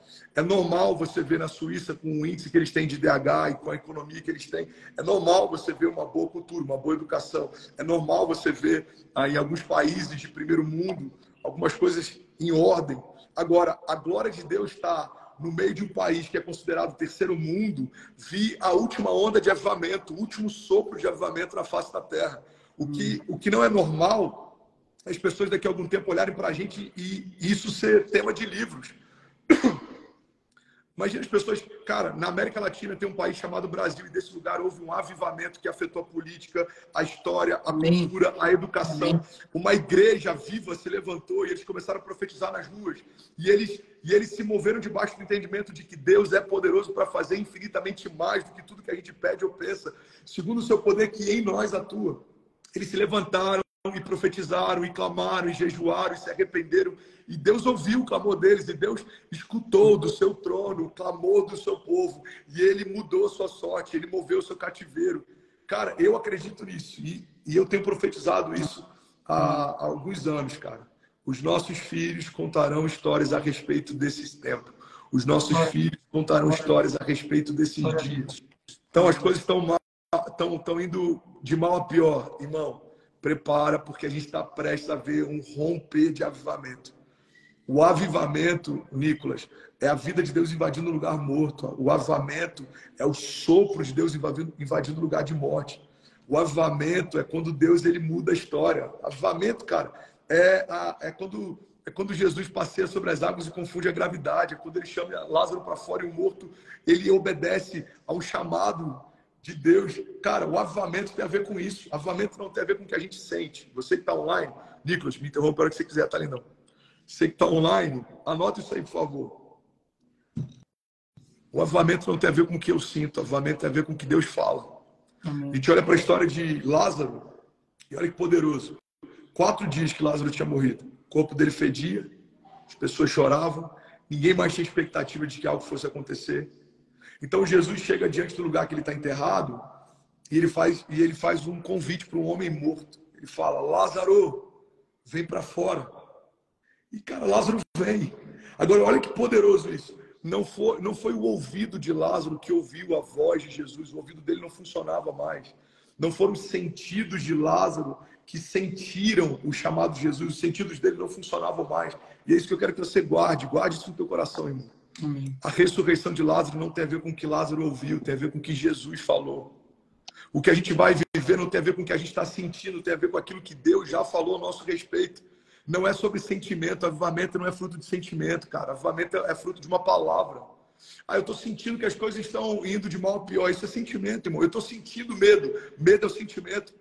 Eu estou preocupado, cara. Cara, preocupação, isso é um sentimento. Agora, existe uma palavra de Deus. A Bíblia diz: todas as coisas podem passar, mas as palavras de Deus não passarão. Amém. Cara, as palavras de Deus sobre o Brasil, elas vão se cumprir. As palavras de Deus sobre a nossa geração vão se cumprir. As palavras de Deus sobre a igreja vão se cumprir. As palavras de Deus sobre o último sopro de avivamento antes do retorno de Jesus vão se cumprir. E eu creio, cara, que vai vir do Brasil. Amém. Eu creio que o Brasil é não só um celeiro missionário, mas como o berço de uma última onda de avivamento. Eu estou debaixo dessa palavra e eu tenho perseguido isso, Nicolas. E eu creio que Deus não me trouxe de volta à toa, cara. Quando eu voltei, eu e minha família, a gente tinha acabado de receber o green card dos nossos 3 filhos, 2 nasceram na América. A gente estava com uma igreja consolidada, vivendo um momento super confortável. E Deus chamou a gente de volta. Eu lembro que um dos primeiros jantares que a gente foi participar aqui, em São Paulo, uma família perguntou: pastor, como é que você acha que vai ficar a questão política do Brasil? Eu falei: cara, eu acho que vai piorar. E aí ele se assustou e falou: mas por que você acha isso? Eu falei: porque Deus me chamou de volta. E eu estou vendo muita gente que sonhava com outras nações voltando a sonhar com o Brasil. Normalmente, antes de uma grande batalha, cara, o general ele reúne os seus exércitos. E eu acredito, cara, que Deus está reunindo os seus porque tem algo sobrenatural que vai acontecer. Amém. Então, cara, eu acredito de verdade que as coisas vão piorar, algumas coisas vão ficar mais difíceis, a gente vai ter menos liberdade, algumas agendas vão ficar mais consolidadas. E é nesse cenário, quando tudo parece que não tem mais jeito, que a gente vai ver um rebento, cara, um romper. E amém. Olha que poderoso. Olha que poderoso isso, cara. Olha que poderoso. A gente ora por romper, a gente fala sobre romper, a gente prega sobre romper. Mas a minha primeira pregação quando eu voltei para o Brasil, Nicolas, foi não a romper, só a romper onde há resistência. Você vai buscar o significado de romper. O que significa romper? Romper significa abrir espaço à força.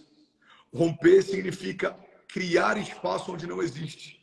Irmão, então, se a gente quer romper, a gente vai precisar abrir espaço onde não existe. A gente vai precisar ver Deus abrindo portas onde não existiam. Deus vai criar caminhos no deserto. Deus vai criar caminhos sobre as águas. Irmão, a gente vai romper. Eu não sei como vai ser, eu não sei de que jeito Deus vai fazer, mas uma coisa eu sei. Cara, Deus é fiel em todas as suas promessas. Olha que poderoso isso. A gente vê na antiga aliança, quando o povo está diante de um mar, o que Deus faz? Deus abre o mar. Os obstáculos se abrem para que o povo passe. Você que está online, irmão, pega isso, porque isso aqui é muito poderoso, cara. Na antiga aliança, quando o Espírito de Deus visitava a criação pontualmente, os obstáculos se abriam para que o povo passasse. Mas na nova aliança, a gente passa sobre os obstáculos.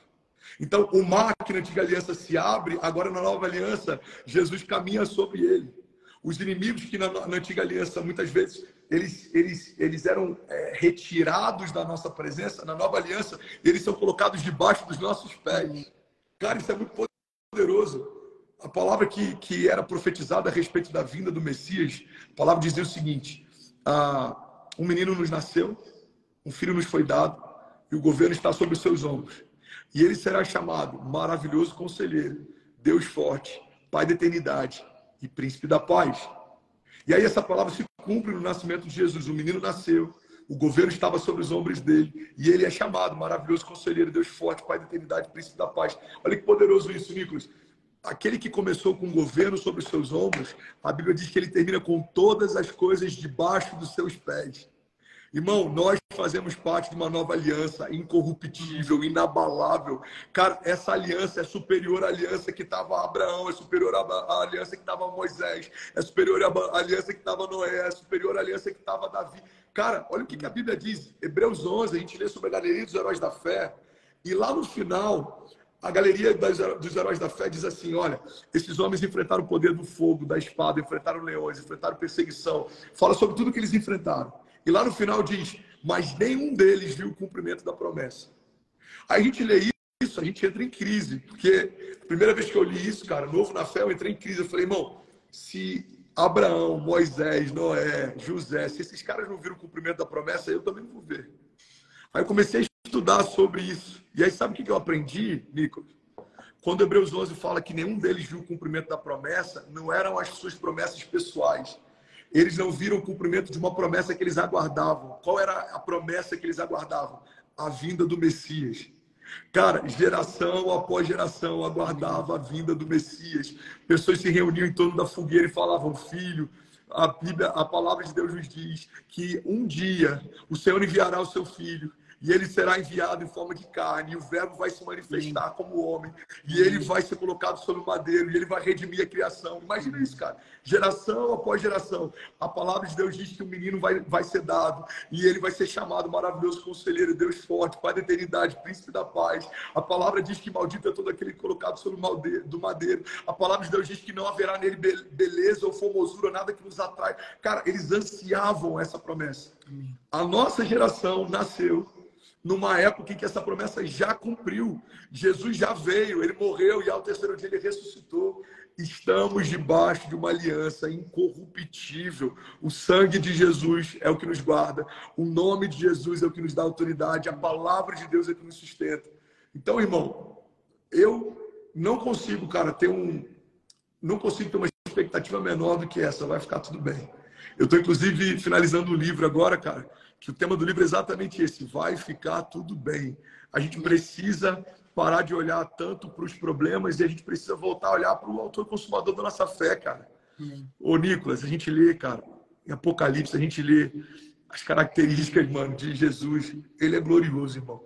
Os olhos são como chamas de fogo. Cara, ele é glorioso, mano. Ele tem o controle sobre a história. Ele governa sobre tudo e sobre todos. O único motivo da gente estar de pé é porque o sopro de vida que ele colocou não foi retirado. Irmão, nenhum pé se move. Nada acontece sem que haja uma permissão dele. Então, é tão importante quanto a gente estar atento à agenda do inferno, é a gente estar atento, cara, e sensível à agenda dos céus. A oração do Pai Nosso é essa. Seja feita a tua vontade, assim na terra, como é feita nos céus. Glória a Deus. Pai, que o teu governo se estabeleça aqui na minha nação, como ela se estabelece no reino dos céus. Senhor, faz o que você quiser, muda o que você quiser, remove homens maus, expõe o coração deles, traz uma limpeza sobre a nação, muda o que você quiser, mas seja feita a sua vontade. Então, cara, eu sinto da gente orar debaixo dessa atmosfera. Se tiver tudo bem para você, vamos orar? Claro, pastor. Eu não te interrompi aqui porque eu queria que deixasse fluir, e pode ter certeza que isso não está fluindo só em você, né? Eu estou aqui com a minha perna aqui tremendo aqui. Acredito que tem muita gente que está sentindo a mesma coisa de que eu, de que é um coração, sabe, cheio de força, com vontade de ir, de fazer. E eu fui anotando algumas coisas aqui na minha cabeça para poder comentar.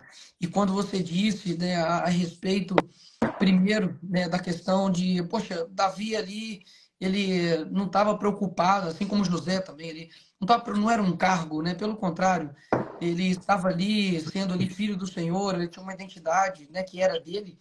E é claro que quando eu disse isso, disse várias vezes, que eu sei das consequências, né, que pode ocorrer comigo e com todos nós, de sermos cancelados, né, na internet, perdemos a nossa comunicação, de perdermos o nosso perfil, de perder o mandato, de ir para a cadeia, sabe, de ser caçado. Quando eu digo isso, não é que nós estamos procurando o martírio, porque isso seria antinatural, ir em busca do sofrimento. Mas quando você entende que você não é um cargo, fica tudo bem. Assim, eu quero, sabe, que as pessoas realmente elas tenham isso dentro do seu coração, de entender que vai ficar tudo bem. E quando você disse isso, eu lembrei imediatamente, né, de uma letra que é da Tamires, né, do Ministério Zoe, que é Salmos 91. E aí eu quero para que você entenda primeiro a gravidade do que está acontecendo aqui. Isso aqui não é uma live de entretenimento, isso aqui não é te convocando para uma festa, isso aqui, sabe, não é para você ficar com isso dentro do seu coração e ir dormir e falar, Senhor, obrigado aí, mas foi aquele momento. Não, o Senhor trabalha com oportunidades, cara. O Senhor trabalha com oportunidades, e teve um dia que eu fiz dessa canção a minha oração. Eu fiz essa canção a minha oração. Então, assim, eu quero que... Eu vou fechar os comentários aqui para você, assim, não se distrair com absolutamente nada.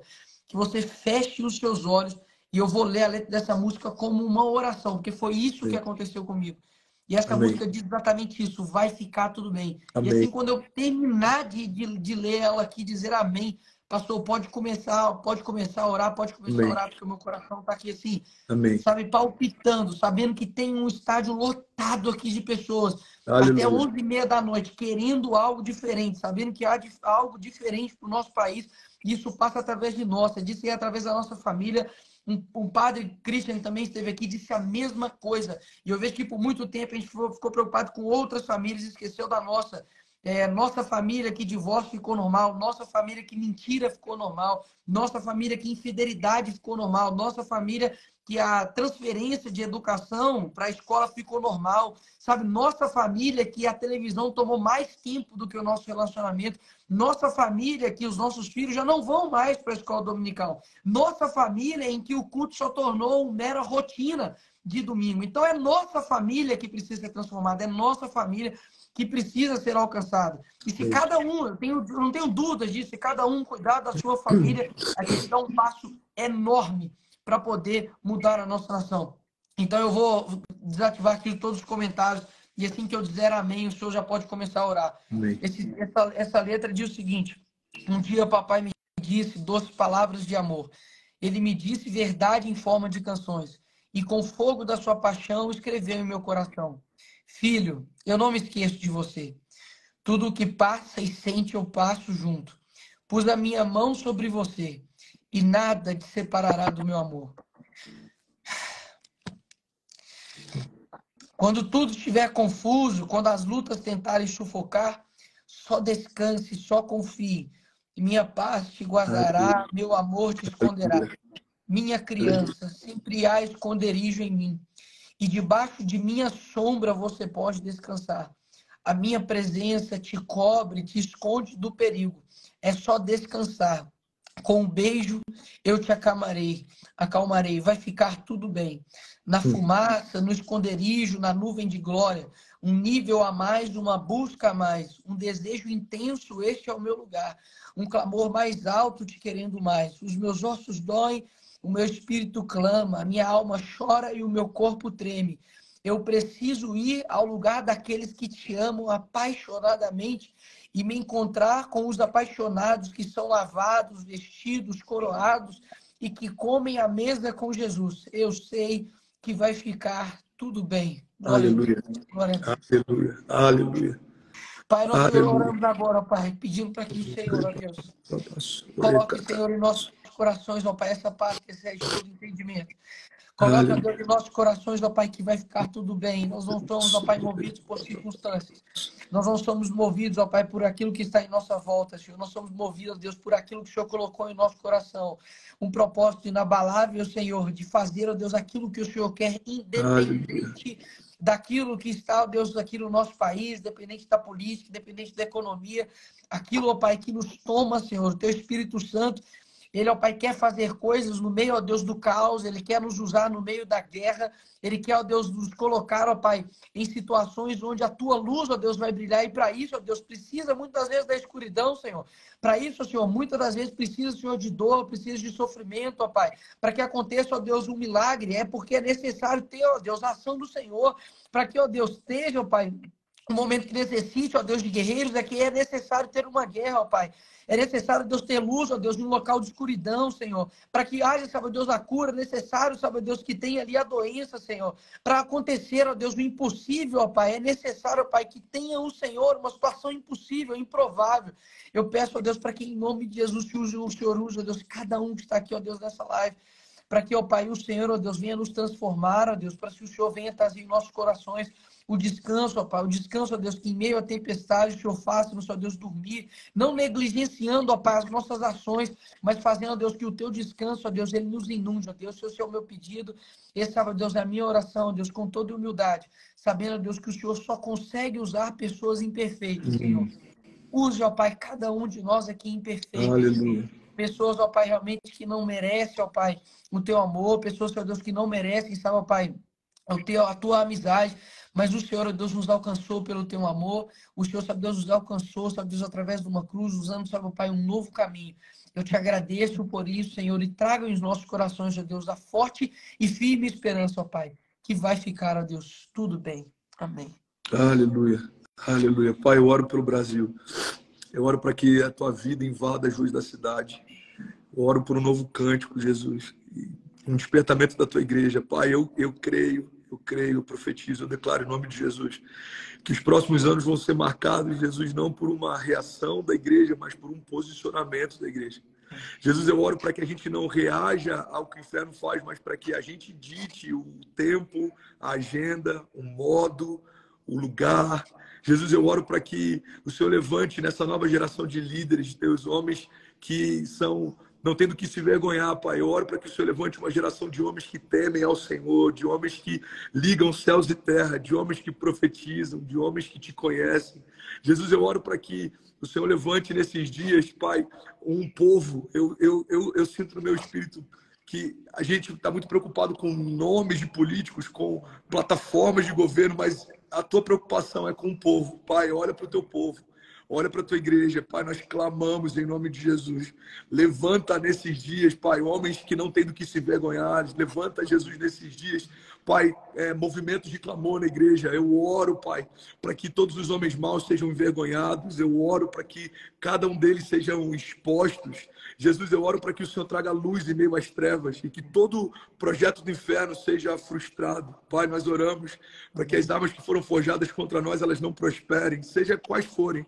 Seja através, Jesus, de de planos, projetos, de estratégias, seja através de palavras contrárias, palavras malditas. Jesus, as armas com as quais a gente luta, elas não são naturais, elas são poderosas em Deus.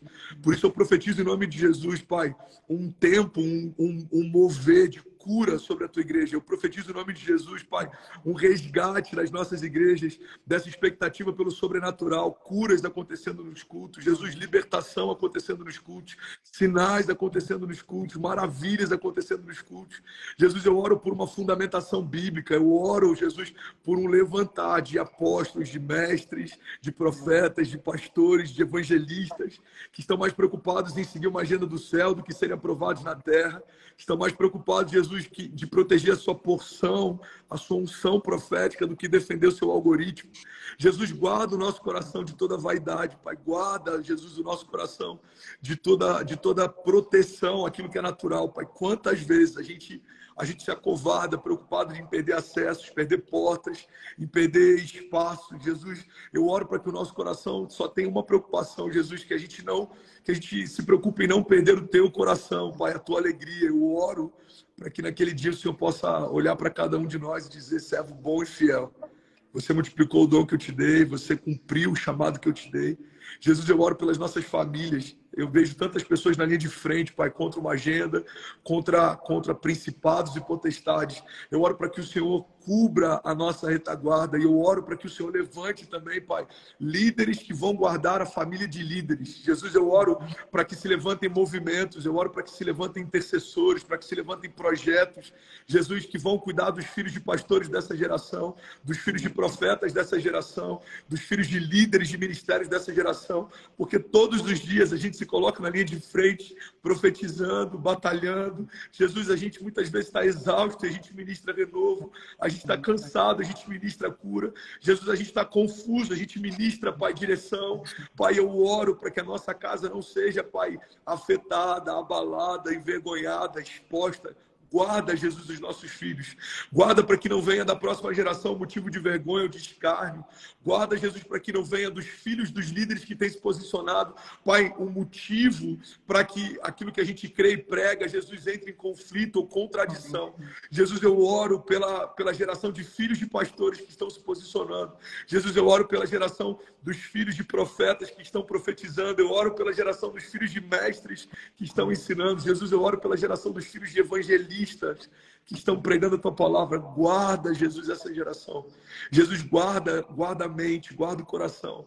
Guarda, Jesus, para que eles não sejam, Pai, aliciados nas escolas, para que eles não sejam, Jesus, contaminados através das redes sociais. Eu oro para que o Senhor levante também, Pai, através da tua igreja, não só um braço que profetiza, que crê, que ora, que prega, que unge, mas também oro para que o Senhor levante homens de estratégia, homens que vão produzir conteúdo, homens que vão ocupar cadeiras de governo, homens que vão ocupar reitorias de universidades. Jesus, levanta homens que vão liderar em meio ao caos. Jesus, levanta homens que vão afetar o mercado, criar novos mercados, homens que vão criar novas tendências. Levanta nos nossos dias, Pai. Homens fortes, homens de governo, homens de autoridade. Jesus, levanta famílias nesses dias, famílias pastorais, famílias de ministérios, famílias, Jesus, que vão governar e liderar a tua igreja. Levanta nesses dias, Pai, investidores, levanta nesses dias intercessores, levanta nesses dias, Pai, uma igreja forte, uma igreja poderosa. Pai, nós profetizamos em nome de Jesus, Pai, que venha sobre o Brasil uma onda de arrependimento, que venha sobre a nação uma onda de avivamento. Jesus, eu oro para que crianças sejam tomadas pelo Teu Espírito Santo no meio da aula, professores sejam tocados não pela agenda que a gente defende, mas pela presença que a gente carrega. Jesus, eu oro para que a presença que a gente carrega possa constranger mais até do que a eloquência que a gente tem em discussões ou talvez em painéis. Jesus, eu oro para que a Tua igreja quebrante e gere temor, Pai. Jesus, eu oro para que o Seu temor invada, Pai, a nação. Invade, Jesus. Invade os três poderes com Teu temor. Invade, Jesus, a liderança da igreja brasileira com Teu temor. Jesus, invade os nossos cultos com Teu temor. Jesus, invade as nossas reuniões de liderança de igreja com Teu temor. Jesus, invade, Pai, os nossos cultos familiares com Teu temor. Pai, eu oro para que o Seu temor, Pai, invada a Tua igreja. Jesus, invade guarde a tua igreja. A gente tem visto tanta polarização, tanta divisão. Jesus, a gente tem visto tantas pessoas que estão divididas. Eu oro para que a unidade da igreja seja a resposta para esses dias que a gente está vivendo. Pai, conecta de novo, Pai, o coração de líderes que em algum momento se distanciaram. Jesus, nós repreendemos e nós declaramos em nome de Jesus, Pai, que todo líder que se perdeu na caminhada, todo espírito de homem forte, todo princípio de independência, de altivez, Jesus, que seja quebrado, quebra os altares que edificamos nas igrejas sem perceber. Jesus, quebra os altares que edificamos, Jesus, em lugares que deveriam ser lugares de arrependimento e santidade sem perceber. Jesus, quebranta o nosso coração, quebranta o coração dos pastores, quebranta o coração, Jesus, dos profetas, quebranta o coração dos apóstolos. Jesus, quebranta o nosso coração, Pai. Amém. Que o povo possa ver em nós temor, sensibilidade, dependência. Jesus, nós declaramos em nome de Jesus sobre cada pessoa conectada aqui, Pai. Eu oro para que toda ansiedade seja vencida em nome de Jesus. Eu oro para que todo medo bata em retirada em nome de Jesus. Pai, como foi profetizado, como foi ministrado no início dessa live, Pai, nós cremos e nós descansamos na certeza de que vai ficar tudo bem. O Senhor continua tendo controle sobre todas as coisas. O Senhor continua tendo governo sobre todas as gerações. Nada acontece sem uma permissão sua. O Senhor continua sentado no seu trono, governando de geração em geração. Pai, nós colocamos aos teus pés agora, Pai, a nossa ansiedade, as nossas preocupações. Jesus, nós clamamos. Faz algo novo no meio do teu povo. Amém. Jesus, levanta vozes de esperança no meio do caos. Amém. Pai, nós declaramos em nome de Jesus, Pai, ainda esse ano, a gente finalizando esse ano e na virada das igrejas do Brasil, Pai, no lugar de choro vai haver um novo cântico. Amém. Jesus, no lugar de medo, ousadia, no lugar de preocupação, esperança. Nós profetizamos em nome de Jesus uma onda de esperança invadindo a igreja, uma onda de esperança invadindo, Pai, as ruas do Brasil, uma onda de esperança invadindo a música, a cultura, o que a gente fala, o que a gente prega, o que a gente lê, o que a gente escreve. Jesus, eu oro por um mover de esperança, uma esperança viva, Pai, mudando a agenda dos nossos dias, Pai. Nós profetizamos em nome de Jesus. Essa é a nossa declaração, em nome de Jesus, em nome de Jesus. Amém. Amém. Amém. Amém. Aleluia. Aleluia. A gente está quase passando o dia aqui. mas glória a Deus por isso. Pode falar, pastor. Cara, o que eu ia ministrar hoje aqui no início, o que eu acho que eu vou finalizar com isso. 2 Coríntios diz assim, 10:3. Pois embora vivamos como homens, não lutamos segundo os padrões humanos. As armas com as quais lutamos não são humanas. Pelo contrário, são poderosas em Deus para destruir fortalezas. E eu ia falar, cara, sobre Paulo e Silas. Uma coisa que a gente aprende na história de Paulo e Silas quando eles estão presos é que a adoração é uma arma de defesa e ela também é uma arma de ataque. Cara, eu lembro que eu vivi um momento difícil alguns anos atrás. Eu não vou ser muito específico para não parecer que eu estou dando indireta para nada ou para ninguém, mas eu vivi um tempo difícil, cara, uns anos atrás. Eu vivi um tempo de humilhação, eu vivi um tempo de perseguição, foi difícil, cara. E teve uma música que ela me ajudou muito, cara, no meu dia mal. E uma parte dessa música diz o seguinte: as minhas armas são louvor e gratidão. E eu lembro, Nicolas, que isso me abençoou tanto, cara, porque quando pessoas tentavam me humilhar, eu trazia à minha memória isso, cara, as minhas armas são louvor e gratidão. Pai, eu te louvo. Amém. E por mais que homens maus me cerquem, o Senhor continua me guardando. Pai, eu te amo. Eu te amo mais do que todas as coisas. Eu dependo do Senhor mais do que todas elas. Jesus, homens fazem planos. Alguns têm liberado palavras malditas a meu respeito. Pessoas fazem planos para tentar me parar, para calar, mas eu te glorifico, Pai, porque o Senhor ri de todos esses planos. O Senhor é fiel em todas as suas promessas. E aí eu começava, cara, a trazer uma atmosfera de gratidão. Deus, eu te amo, porque o Senhor me livrou da morte. Eu lembro do dia que o Senhor me tirou de um leito de morte. Eu lembro do dia que o Senhor me deu minha primeira filha. Eu lembro do dia que o Senhor me chamou para o ministério. Eu lembro do dia que o Senhor me ungiu, me consagrou. Cara, não tem nada mais poderoso para o povo de Deus do que a gente se mover debaixo de louvor e gratidão, cara. Quais são as armas da igreja? Pausa. Com relação a essa oração de gratidão, eu morei fora durante um ano e eu lembro que eu estava ali na França, tinha 12 anos de idade. A minha mãe, toda a minha família também foi.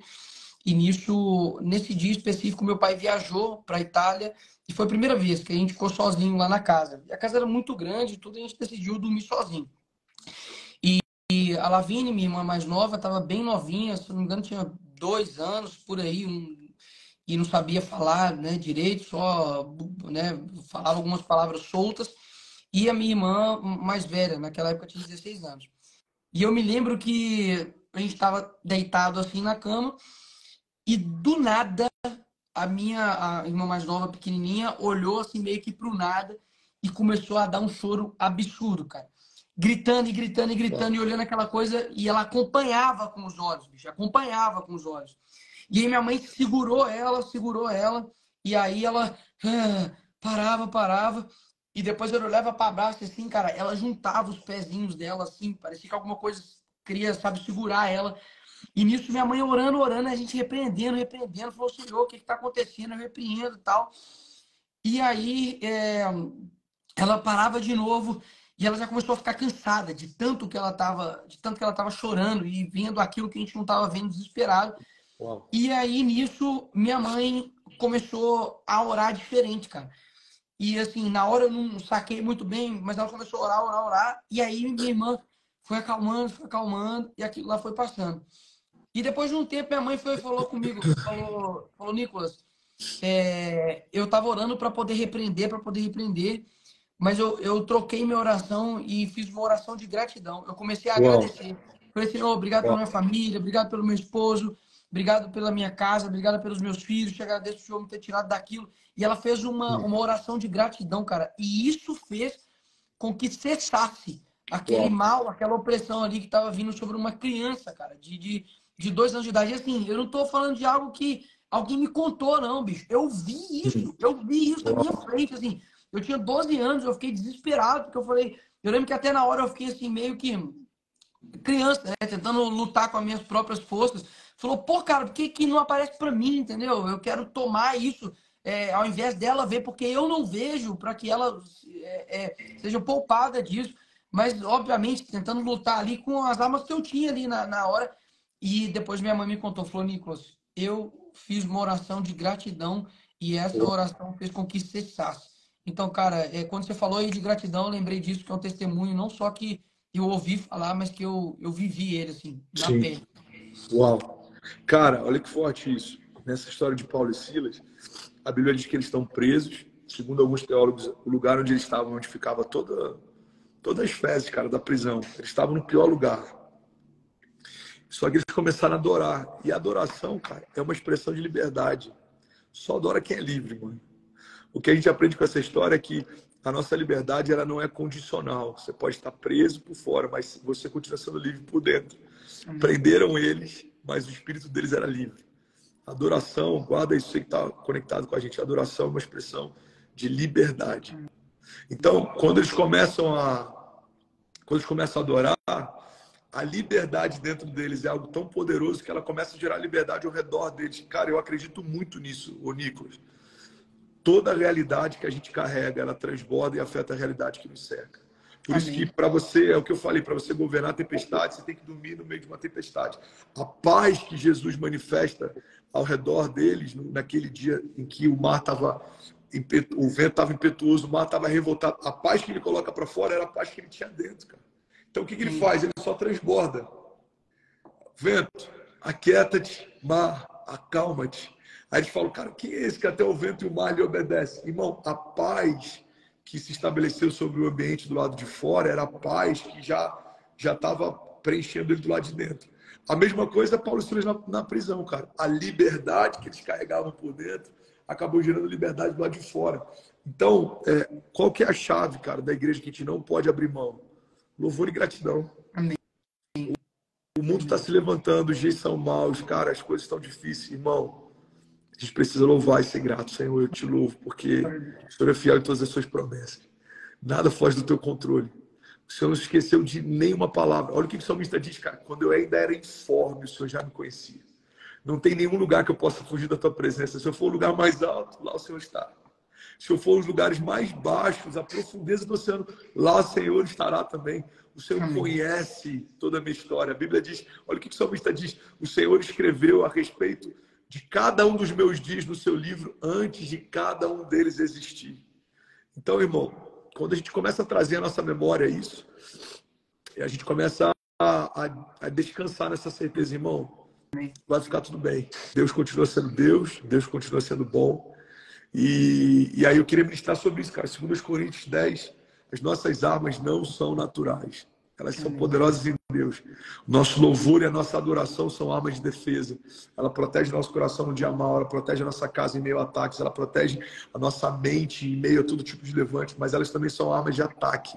Amém. As portas do inferno não prevalecerão. A igreja vai avançar, irmão, e as portas do inferno não vão resistir. A gente vai estabelecer as realidades dos céus, a gente vai ver milagres acontecendo, a gente vai estabelecer governo, a gente vai... Cara, então... Essa é a palavra que eu queria deixar, mano. Amém. Glória a Deus. Pessoal, eu quero agradecer vocês estarem aqui. Essa foi a live, obviamente, mais extensa, mas eu jamais poderia cortar aqui essa atmosfera, que não é uma atmosfera criada por meios físicos. Isso que está aqui não é uma vibe, sabe? Isso aqui está aqui, não é... Sabe? Isso aqui é o Espírito Santo, sabe? Que vai comovendo a gente, que vai falando no nosso coração. E saiba que não é só quem ouve que é edificado, não. Quem fala também é edificado da mesma forma. E eu peço, né, para que hoje, quando você for orar aí, e hoje eu li uma frase do Spurgeon, que diz que se você não está com vontade, se você não sente vontade de orar, é porque você está precisando orar. Então, quando finalizar aqui, faça essa oração de gratidão a Deus, sabe? Pela sua vida, pela sua saúde, pela sua família, sabe? Pelo nosso país, sabe? Pelo seu pastor, pela sua igreja, sabe? Por tudo que o Senhor tem feito na sua vida. A oração de gratidão, ela tem um efeito muito grande. Eu vi isso pessoalmente e pode ter certeza que hoje, assim, você recebeu uma palavra aí de esperança e obrigado mesmo, pastor Andrezão. Vou chamar você de pastor aqui de uma forma, né, honrosa, mas você é meu irmão, obrigado mesmo pela sua entrega, obrigado pela sua vida. Durante a sua oração, né, você disse que muitas das vezes, né, pastores que estão cansados ainda assim vão lá e ministram, pastores que ainda estão desanimados vão lá e ministram, muitas das vezes nós estamos confusos e ainda assim ministra, pastores que estão ali no momento difícil ainda assim ministram. Então, assim, pode ter certeza que existem pessoas orando, né, pela sua vida. Amém. Existem pessoas, né, de fato, que entendem a responsabilidade, entendem a dificuldade, né, que é o ofício de um pastor, mas pode ter certeza que eu tô doido, eu tô assim maluco, eu tô assim, sabe, meu coração todo dia quando eu vou trabalhar, quando eu vou fazer minhas coisas, eu tô realmente esperando Jesus voltar, assim, não com um anseio para que acaba logo, não, mas porque eu quero vivenciar a minha casa, sabe? Eu quero conversar com o Paulo, sabe? Eu quero ver pessoas que já morreram e conversar com eles e falar, caramba, como que você conseguiu, sabe? Eu quero experimentar aquilo que Deus preparou para mim, porque assim, se meu pai, que é meu pai físico aqui, ele prepara a janta com tanto carinho para mim. Imagina meu pai celestial, bicho, que fala que a gente, os olhos não viram, nem ouvidos ouviram, que ele preparou para a gente. Eu estou ansioso para poder morar nos céus. Eu estou ansioso para poder morar nos céus. Eu não estou ansioso com a próxima eleição. Eu não estou ansioso quem vai ser o próximo governador, quem vai ser o prefeito. Acredite em mim, eu estou ansioso para saber como é o céu. É rua de ouro mesmo ou não é? Eu vou ter uma casa de diamante, de quilate. O que é que eu vou ter? Sabe, a gente vai ficar cantando o dia inteiro. Sabe, os anjos, eles são todos branquinhos, tem cabelo lourinho. Sabe, Jesus, eu não vou conseguir nem olhar para ele por causa da luz. Sabe, eu vou chegar lá e eu vou lembrar das pessoas que estão aqui. Será que eu vou poder abraçar o pastor André? Eu vou poder abraçar minha mãe, meu pai? Como é que vai ser? Isso que o meu coração arde. E é isso que tem sido o meu alimento todos os dias. A esperança, que é a certeza de que um dia eu vou viver isso. Então, pastor, muito obrigado. E amanhã, pessoal, nós estamos aqui mais uma vez, 22 horas, nesse mesmo clamor, poxa, nessa mesma unção. E Deus tem feito coisas extraordinárias, pastor. Muito obrigado aí mesmo, viu? Lindão, obrigado, tá? Foi uma honra. Eu só tomo a liberdade aqui. Eu vou fazer um post agora com algumas frases chaves que eu compartilhei. Você que está assistindo aí, se fizer sentido para você, vai lá, medita nisso ao longo da semana. Uma coisa que eu queria instruir também quem está acompanhando esses 21 dias. Cara, quando uma palavra for liberada e fizer sentido, anota isso e medita nisso. Às vezes a gente está sempre recebendo uma nova revelação e a gente acaba nem deixando a revelação do dia anterior fazer sentido na gente, né? Trazer vida na gente. Então, pega tudo que vai ser ministrado nesses 21 dias e guarda isso no teu coração, medita sobre, lê, traz a tua memória, porque eu tenho certeza que, cara, tem muita coisa preciosa sendo liberada nesses dias. O Luiz Hermínio, ele já fez a live ou ele ainda vai fazer? Não fez ainda não. Ah, tá. Que eu vi que ele estava com a gente também. Cara, eu honro demais, amo a vida do Luiz Hermínio. Pastor André Valadão estava aqui na live também. Pastorzão, te amo. Sim, são tantos e tantas pessoas, pastorzão, que a gente queria ter chamado, mas são 21 dias e não dá para chamar todo mundo. Mas pode ter certeza que isso aqui é o começo de algo muito grande. E Amém. eu aprendi para não subestimar os pequenos começos. Então, eu tenho certeza que, não sei se no final desse ano, não sei se no próximo ano, a gente vai fazer aí mais 21 dias e vai ser, poxa, algo também extraordinário. Obrigado. E essa live vai ficar também gravada lá no meu canal do YouTube, que consegue colocar mais tempo, né, Nicolas Ferreira, que aí talvez você fala, putz, isso fez um sentido incrível para mim, me edificou muito, quero mandar para outra pessoa. Vai estar disponível lá também. Até amanhã, 22 horas, pessoal. Um abraço, pastorzão. Deus abençoe. Boa noite.